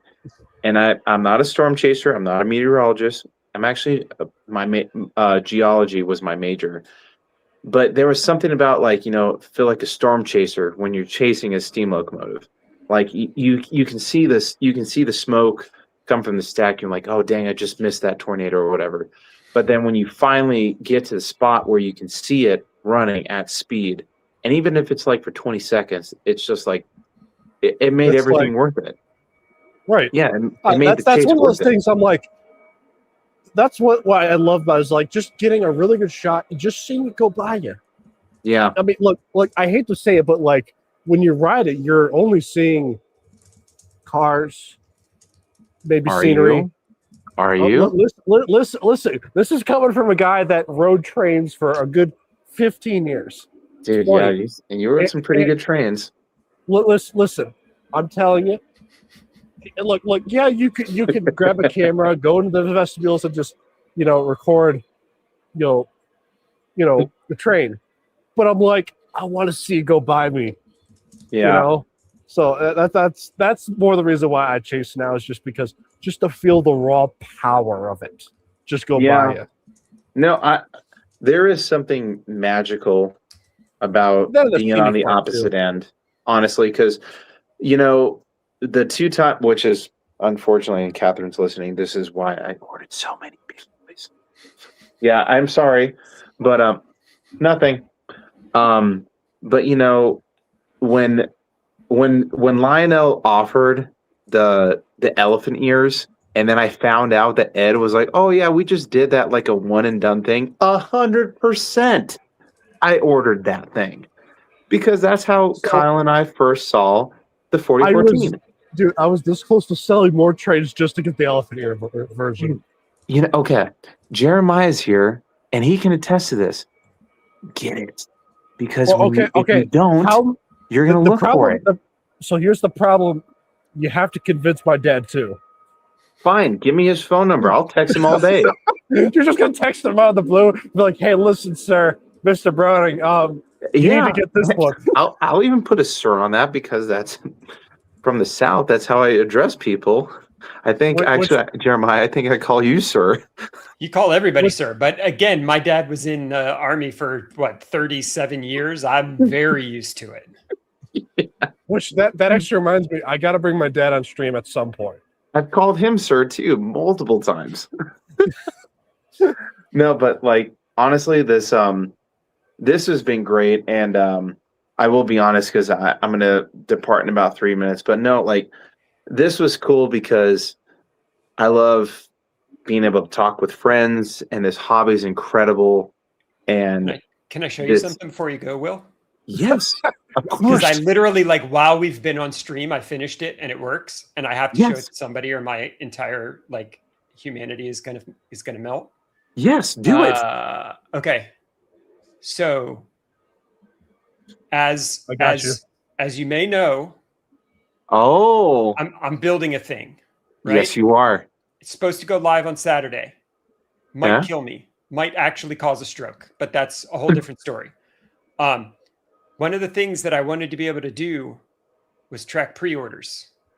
I saw this. I saw you talk about this. Yeah. So I have built the ability to come in here and pick whatever, if you order from Legacy Station and you have to put 10% down, if you order from Metka and you want free shipping and you want to pay it in full, whatever you want to do, you can create pre-orders by dealer and by catalog. Mm-hmm. And then now, is this something to track pre-orders that, like, I guess, like, what does it actually do? It tells you how much you have outstanding in pre-orders and when you think they're going to show up. Which my wife will love. So I can keep putting things in here out of this catalog, but nobody pre-orders more than one big boy. I mean, that would be ridiculous. Oh yeah, who you know who does that? A crazy person. Who would do that? Like there's definitely someone not, who doesn't have common sense. Maybe like two people that wouldn't order two more than two, right? So being able to come in here, like Will, do you know who I'm talking about? No, no idea. Oh my god! So I see being a able comma. to create a pre-order, being able to track how much of that pre-order is outstanding, how much of it, because the pre-orders always come in dribs and drabs. Like I've got pre-orders from 3 years ago that are still out there. Thanks, Atlas. Thanks, Atlas. Being able to see what I've pre-ordered, how much of it I've paid off, how much of it is still due. I could check and see for this pre-order what was my average discount from the dealer, and I can see what's still left. And when I get it, I can just add it right directly into my inventory, and it'll transfer over the purchase date and what dealer I got it from and how much I paid for it, and it'll just show up right in my inventory. And I literally got this working 15 minutes ago, and you are the first human beings to ever see it. So let's go. We got a channel exclusive, right? Right. This is incredible, and what you're doing with this app is honestly, I'm going to say the R word, is revolutionary. It's great.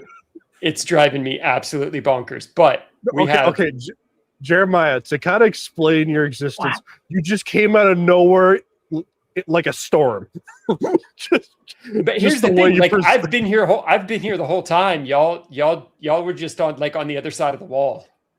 Hey, come here. So But I will be honest. I'm gonna text you a lot more when I go, and I should have a lot of downtime.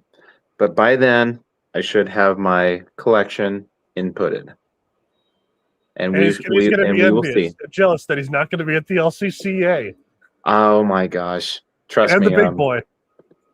Oh my gosh! Wait, hold on. Is my roundhouse on? Is my roundhouse on? It is on.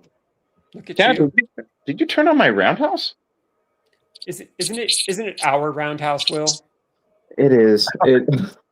It's ours. you- We all Did you share a turn on stall. my roundhouse? Come on Yeah, now. we all share a stall, and it just depends on like, oh hey, yeah, there's a GS in there, so it's like, yeah, Also, new oh yeah. 1969. I saw your comment. Real funny. But Kid. so with this though, I do have to head out. But Yeah. honestly though, gentlemen, this has been great. This hobby's Yeah, super incredible. fun. Yeah, no, this hobby's incredible. There are some incredible people in this hobby, and what we do with our trains, our friendship is incredible, and it's awesome. And I'm always thankful and always humble that I'm able to come in and share our thoughts and cool stuff. But yeah, hey, It'd be cooler if you wanted to see me while I was in Colorado, but I dude, mean, it's fun. So I'm gonna text you, and we'll begin to war game because We'll figure it out. okay. So Kat did say you can come see the layout. So we will actually figure war something game. We will figure war something game. And I'm flexible.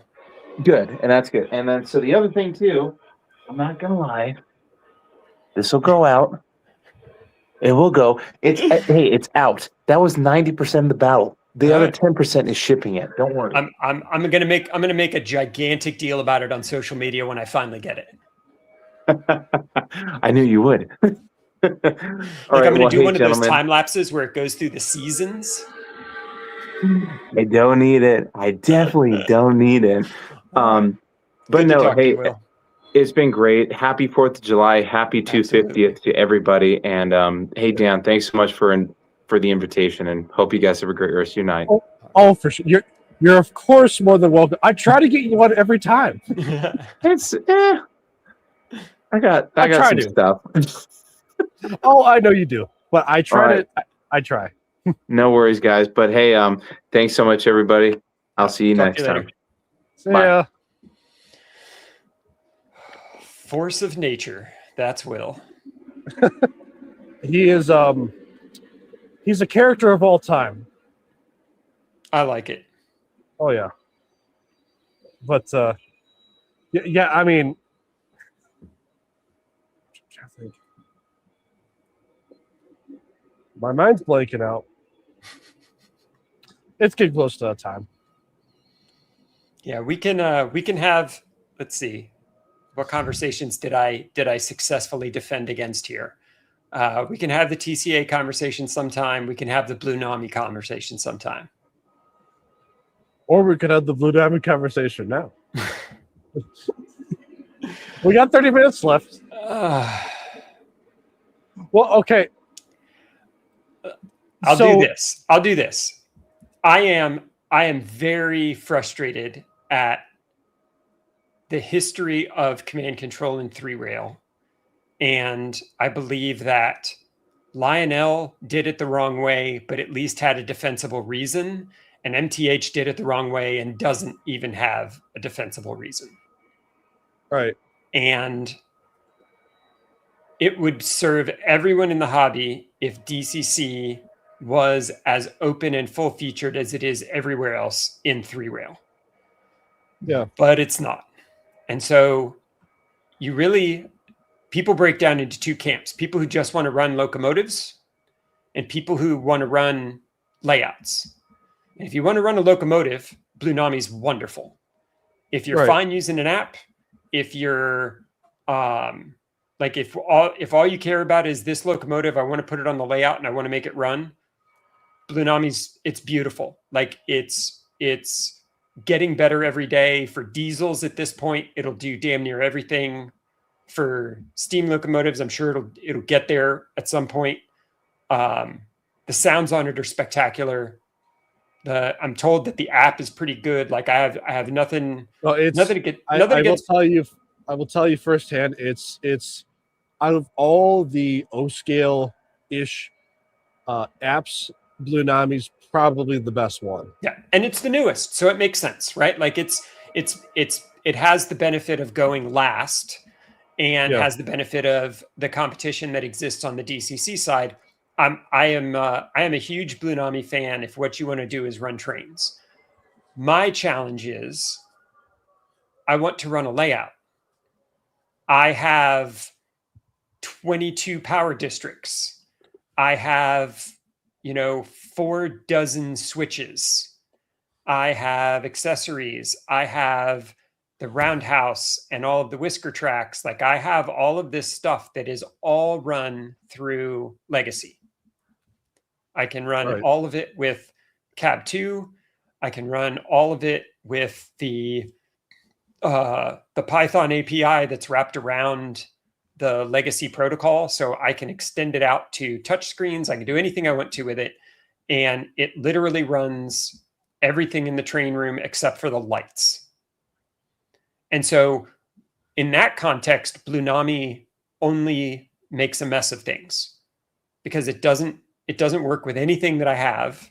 And I have to, it's kind of like MTH in my environment, but even more so with the benefit of I don't have to worry about, because it's Bluetooth only, I don't have to worry about all of the wiring issues that I've run into constantly with MTH. So I don't have anything against Blue Nami. It frustrates me that we're not at a place where that technology is open enough that we can be comprehensive with a control platform enough to make 3-rail look as competitive or as complete as the smaller gauges. Right. I mean, one of the benefits about HO in particular, this kind of goes into Blue Nami, is that they have a standardized code, which is DCC code. Yeah. Which with, I think O scale in particular, it's the only gauge that has a non-standardized code, which is kind of wild, actually, considering But you think about the history. TMCC was already in development independently of DCC, right? And you could, and this is why I say like Lionel has at least a somewhat defensible argument in that in order to adopt DCC, they would have essentially had to throw away all of that investment and probably piss off the biggest investor in that, who was Neil Young, who was also an investor in the company. And it would have been problematic, I imagine, for them to ditch Legacy, or they were basically too far deep at that point. They were pot committed at that point.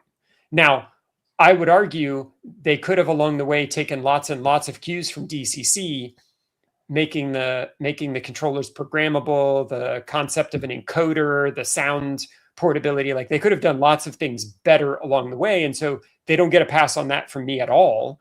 But then, MTH showing up 10 years later and making like a bastardized version of DCC that actually got them in legal trouble, like that, to me, there's no defense to that at all.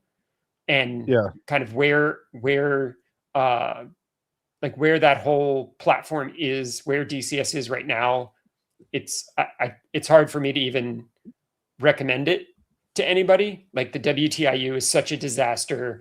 Like it's such a weird place to be. But for the overall, right now, the only thing that will control my entire layout, the only thing that is extensible that I can pull away from the controller or the app that I'm given by the manufacturer is LCS. And it's not perfect. And you've got to have a lot of like insider knowledge to get it working the way you want it to. Like it's a lot of, smoke and mirrors and black magic and, spin 3 times in the moonlight. But it's once you get it working, it is not just reliable, but it's, they undersell it a lot. It can do a lot more, I think, than Lionel pushes.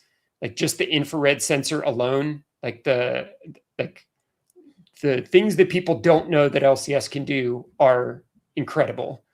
And I'm a Lionel buyer, so it works with the vast majority of everything. Until you're convinced otherwise.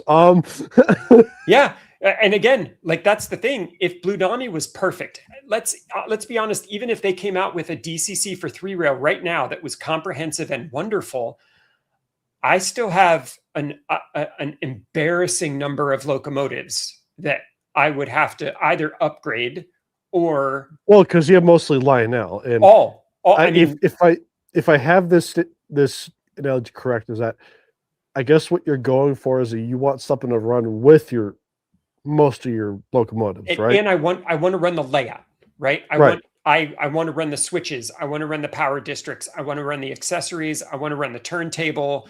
Like I want to run the locomotives. I want to run the lash ups. Like I want to run the power masters so that I can switch back and forth between conventional and command. Like I want to be able to do all of that from a single command platform. And right now, particularly based on what I buy, there's only one option for that. And it's not the world's greatest technology. There's stuff LCS does really well, but there's stuff that they've been allowed to fall way, way behind because there was nobody really pushing them anymore. Yeah. But much like Lionel was in the early 90s, I am pot committed at this point. Unless Lionel offers a more or less free upgrade, I don't know that I will live long enough to upgrade all of the locomotives that I own. Yeah, I mean, by that point, I mean, because I will tell you this, Jeremiah, is that when you're going down to Blue Nami, for me personally, I would like, if you have all legacy, I don't think it's worth converting all of it. I would just start a new set of locomotives that you just convert to Blue Nami, as in like you buy new models with the intention of converting to Blue Nami. That way, it's more cost effective and less of a drag, and more so that sort of thinking than just doing the rest of them. Because there's still a lot of Lionel stuff that I still love about it. You know, someone was asking about it in chat, so I figured I would. Look, okay, I did order that locomotive. I think you heard me mention that. This is the first run one of it. But it's the Grande has it. It's the T1 AFT from the first run of Lionel, the first run that Lionel did of those. Also, one thing before I forget, you want to know what I was surprised about to hear is that they did sound recordings of 2102. Yeah, I saw that. Like, and Lionel was the one who was sharing, hey, look, we've got all our sound engineers out here. That's badass. And I'm just like, because so here's the thing, Jeremiah. I personally emailed them saying, hey, if you do like these sounds, like if you do actual recordings, people will get really excited and buy. And they must have listened to me. I don't know. Or maybe they just the stuff, or the old ones, like they weren't compatible with the new hardware. Like there could be any number of reasons, but at the end of the day, we get brand new, authentic sounds. And you know that they're going to put that, like, they're going to put the whistle, they're going to put the bell on every one of those that they release. So it ends up being good for the entire run of locomotives, not just the prototype. So I'm stoked. That's awesome. Oh yeah. I mean, so in terms of like okay, out of curiosity, did you pre-order the 250? Yes. Okay. I figured because of the wall, right? Yeah. But yeah, no, so and the clinical diagnosis. It's not just yeah. Well, so the question I have is it a clinical diagnosis, or do you just enjoy collecting the set? My brain loves checklists, Dan. If there's a checklist, like it was baseball cards, I at one point collected every pair of Air Jordans that he ever wore in a game. Just because, like, yeah. My brain sees a checklist and goes crazy. And so Trains is one of those amazing things where I don't have to just collect, like I don't just have to buy the AEC set that came out. I want literally every piece of AEC gear that Lionel ever released ever. You're just like, why buy the set when you could have the entire thing? Yeah. And once because like the analogy I'm thinking it was like, well, you've already gone this far. Why not go the whole mile? Well, and to be fair, there are some of these that are incredibly affordable because they're not like I have a video planned where I'm going to go through all of the fallen American railroads and all of the fallen flag sets that Lionel did. And they were unique because it was a set of pieces that came together, but they weren't sold as a set. They were sold as individual pieces. And as a collector, you had to go find them. And if there is catnip in this world that is made for me, it is, here's a list and you need to go find them. And like, it's cool because there's some Lionel history in there. There's some historical context of the whole LTI, MPC to LTI transition period in there. It's cool because you can kind of see how the makeup of the sets change. Like there's cool history stuff that you can learn from it, but it's also like 9 different checklists that include really cool things that none of them are expensive. Like none of the locomotives cost more than a couple $100, but you have to go find them. And that's the fun part for me. Oh yeah. I mean,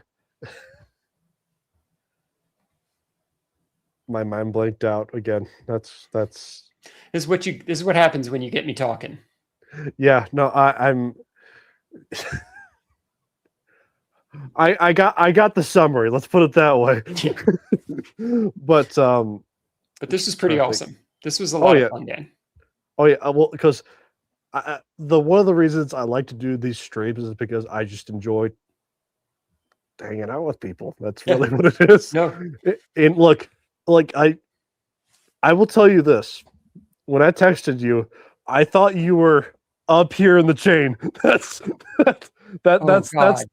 Oh God, no, like, and it's or interesting. well, I would say here, but maybe right here. And if I've learned anything in that I would love to pass on in this last, I don't know, 7-8 months that I kind of threw myself into this side of it, is there's nobody on a pedestal. Right. Like I've gotten to meet so many of the people. Like I've gotten to go to their houses and see their layouts, and I've gotten to sit in lawn chairs and drink apple flavored beer. Like it's just Bush apple. Yeah. Which apparently that's Captain a big Andy, thing. like apparently they bought out the store closest to York. Like but everybody's just been chill. Like everybody has been really gracious. Everybody has been like, there are people who are very different from their online persona, right? Everybody's got their niche that they need to stay in. But once you get everybody in a room and like there's pizza and beer and trains, everybody's just chill. Like there's no pecking order. Like there's no elite in this. And if I can help with that by just saying, like, literally, call me anytime you need me. Right. I mean, one thing I will say is that, like, it's more so like I try to reach out to people because I've reached out to a decent amount of folks. Sure. Just to see if they wanted to stream. Because not so much like, hey, this person's on, but I'm more so like, I want to talk to this person. Let's have a conversation. Let's have some fun. That's why I called you. Everybody's got their own schedules they're dealing with. Like, it's awesome that Will and Larkin could get on. Like, I know they've got family stuff. Like, but this is the sort of stuff that builds that community. This is the sort of stuff that these are the tent poles that everybody ends up gathering under. So, I mean, for everyone out there, if you need somebody to come blather on endlessly about ridiculous shit, I'm more than happy to. And especially if I live through Saturday and actually get this app launched, I'll talk to anybody who wants to talk to me about what I'm trying to do with it and where it's going and how they can participate and all of that. Oh yeah. If I survive, it's very much an if at this point. Well, I mean, you've gotten this far. Let's put it that way. It was in fact the only hesitation that I had with doing this tonight was I lost 4 hours. Well, listen. You seem to be very good at multitasking. Very good at it. That's fair. That's Well, fair. I didn't know you were working on this program at this moment. I'm like literally nonstop. I've never done anything like this, right? Like I have spent the last few months really leaning into like using the tools that we have to allow you to still be in control creatively, but not have to be in control like of all of the individual details. And so this is kind of like a master's thesis for me. This is my idea that anybody can build software. Like all you need to have is the ability to kind of hold the picture of what you want to do in your head. And if I can pull this off, literally anybody can pull it off. But what it means is that I am way over my head, Dan. And there's a lot of anxiety to flip the switch and turn this thing on for everybody. I mean, I don't blame you. I mean, it's terrifying. It's kind of one of those. Well, so unfortunately, I have. Okay. One thing I know is I think you have some form of OCD. I do have that too. Shocking. But in a more dumber way. As in there's a little bit of tism in all of us, Dan. Yeah. So I mean, it's I will tell you this. The type I have, it is agonizing and I hate it, sort of deal. But there's some perks to it. Like mine is motivating. Mine is right. Mine doesn't let me rest until something is exactly where I want it to be.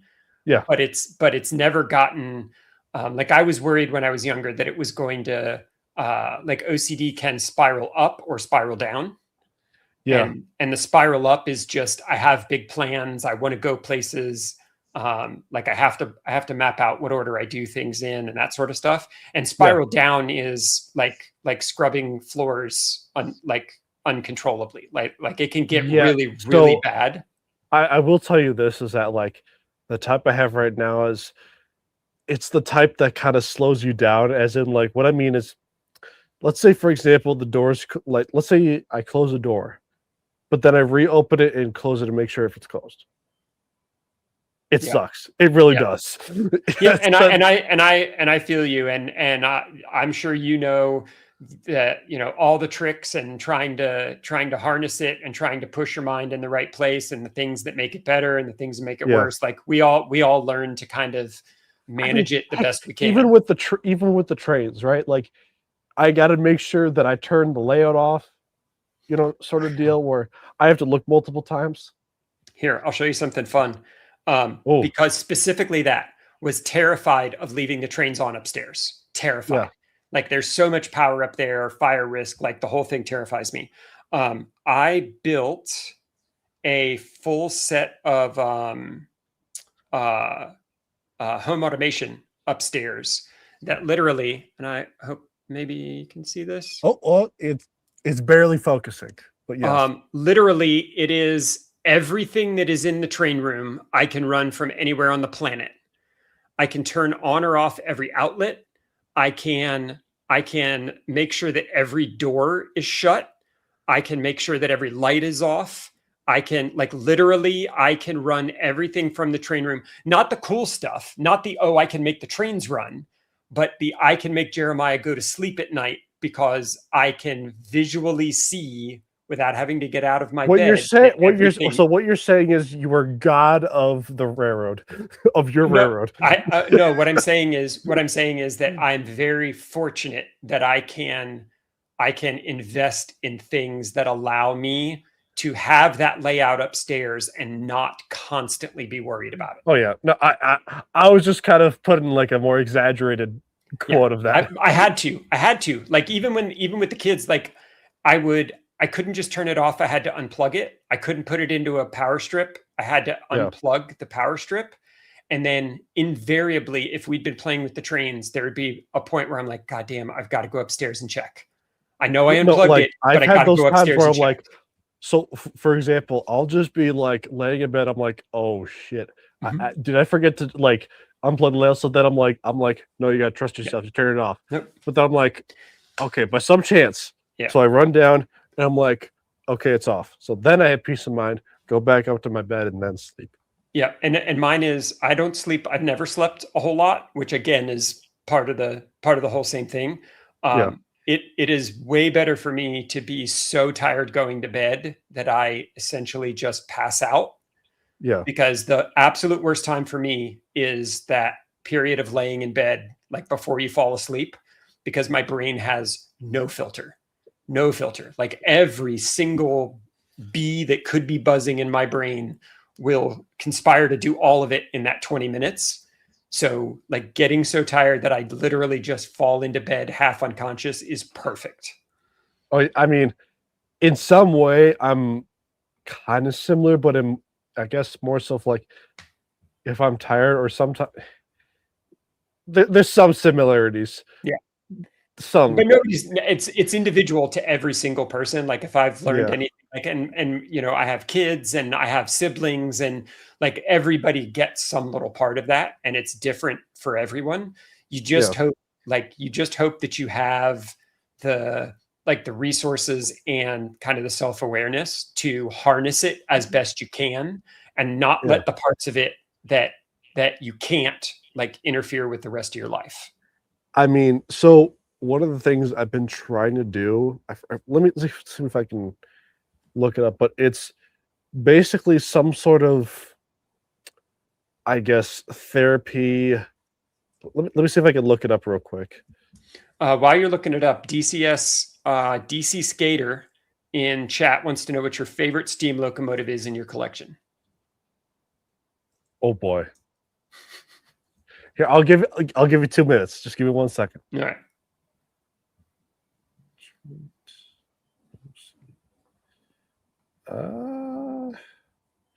Okay, so the therapy I'm trying to do is it's a combination. So there's two: exposure responsive prevention, which this is considered the gold standard psychological treatment for OCD. Yep. It involves gradually exposing yourself to the thoughts or situations that trigger your anxiety. Yep. You know, slash the obsession, and learning to resist the urge to perform your usual ritual or compulsion. Yep. So what that essentially means is that if you get a really stupid thought, I'm like, you know what? Let's just see what happens. It's weightlifting for your brain. Yeah. So it's something you have to do. You have to build up to it. You have to do it consistently. Like it is the equivalent of like working out for that part of your brain. I love it. Oh yeah. I mean, that's what I'm trying to get my brain to kind of exercise on. It's really hard for those that have OCD. It's really hard to do. At least the type that I'm kind of battling with. Yeah. To your extent, it's slightly different, maybe. Well, I'm sure it's different. And like if you hadn't told me, I never would have known. Like you're doing awesome. Oh yeah. I mean, it's I tried to hide it. Let's put it that way. Well, but here's the thing, it's bad when you can't, right? Yeah. Right. Yeah. So like that you have the ability to contain that, to keep that going. Like that's a compliment. I know how hard. Well, the only reason I talk about it is because you have some degree of it. Yeah. Oh, absolutely. Absolutely. Well, okay. Well, I should say some degree, but a degree. 100%. Every spoon in my silverware drawer is perfectly lined up because that's the way they're supposed to be. Yeah. It is what it is. Oh yeah. No, I mean, just I'm hoping one day I can kind of tamper it down. Yep. And I, as frustrating as it can be at times, I know that it could be way worse, and there are people who struggle with it way more than I do. And at some point you look at it, I at least try to look at it for the blessings that it gives me rather than the burdens. That's kind of how I look at it in some way too. Yeah. So it's like every day that I'm not getting worse than the day before, I'm taking as a win. Oh yeah. But you're doing awesome. Like I'm confident Yeah, I mean, I like to think I'm doing pretty good, but that doesn't stop me from talking to people about it. Sure. You No, know? and So, I think that that's again, I think that in lots of cases, there's a lot of that behavior that is driven by like the embarrassment of that behavior, like it spirals. yeah, And so talking about it out loud and finding out, like I I I get it way more than I would care to admit most days. Like yeah. there's lots of people who fight through that. Like there's nothing to be shit, it's our brains, I right? I We mean, take what we can get. yeah, I mean, it does play some part on like, little prototypical details in trains. Slightly switching the subject. But I mean, that I wouldn't say is a bad thing necessarily. Mm-mm. Just looking at, because look, that's more of like logically for us, like that you're just trying to make sure a model is right rather Yeah. than just Yeah. That's just being as attention to detail. There's nothing wrong right. with It's that. I don't think that's necessarily just a negative sort of thing, I Mm-mm. suppose.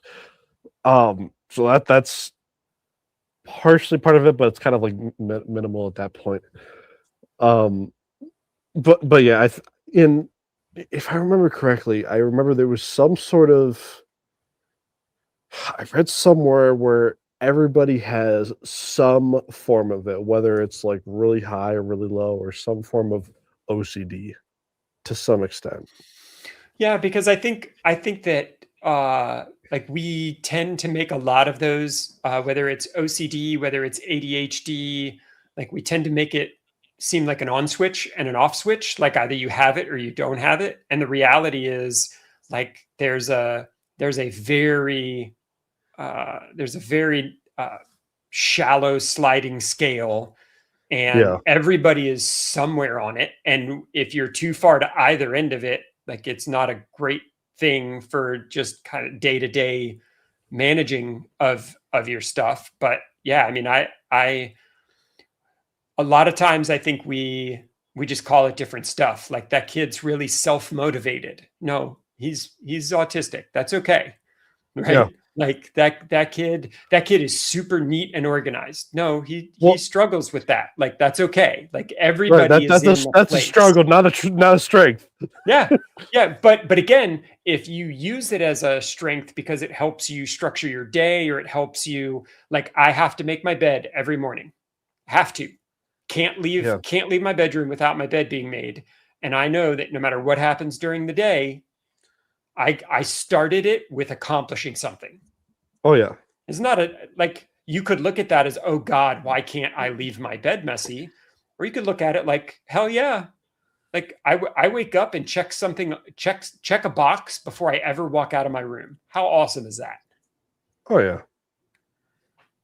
Oh, I mean, speaking of bed, probably gonna call it a night. Had a Awesome.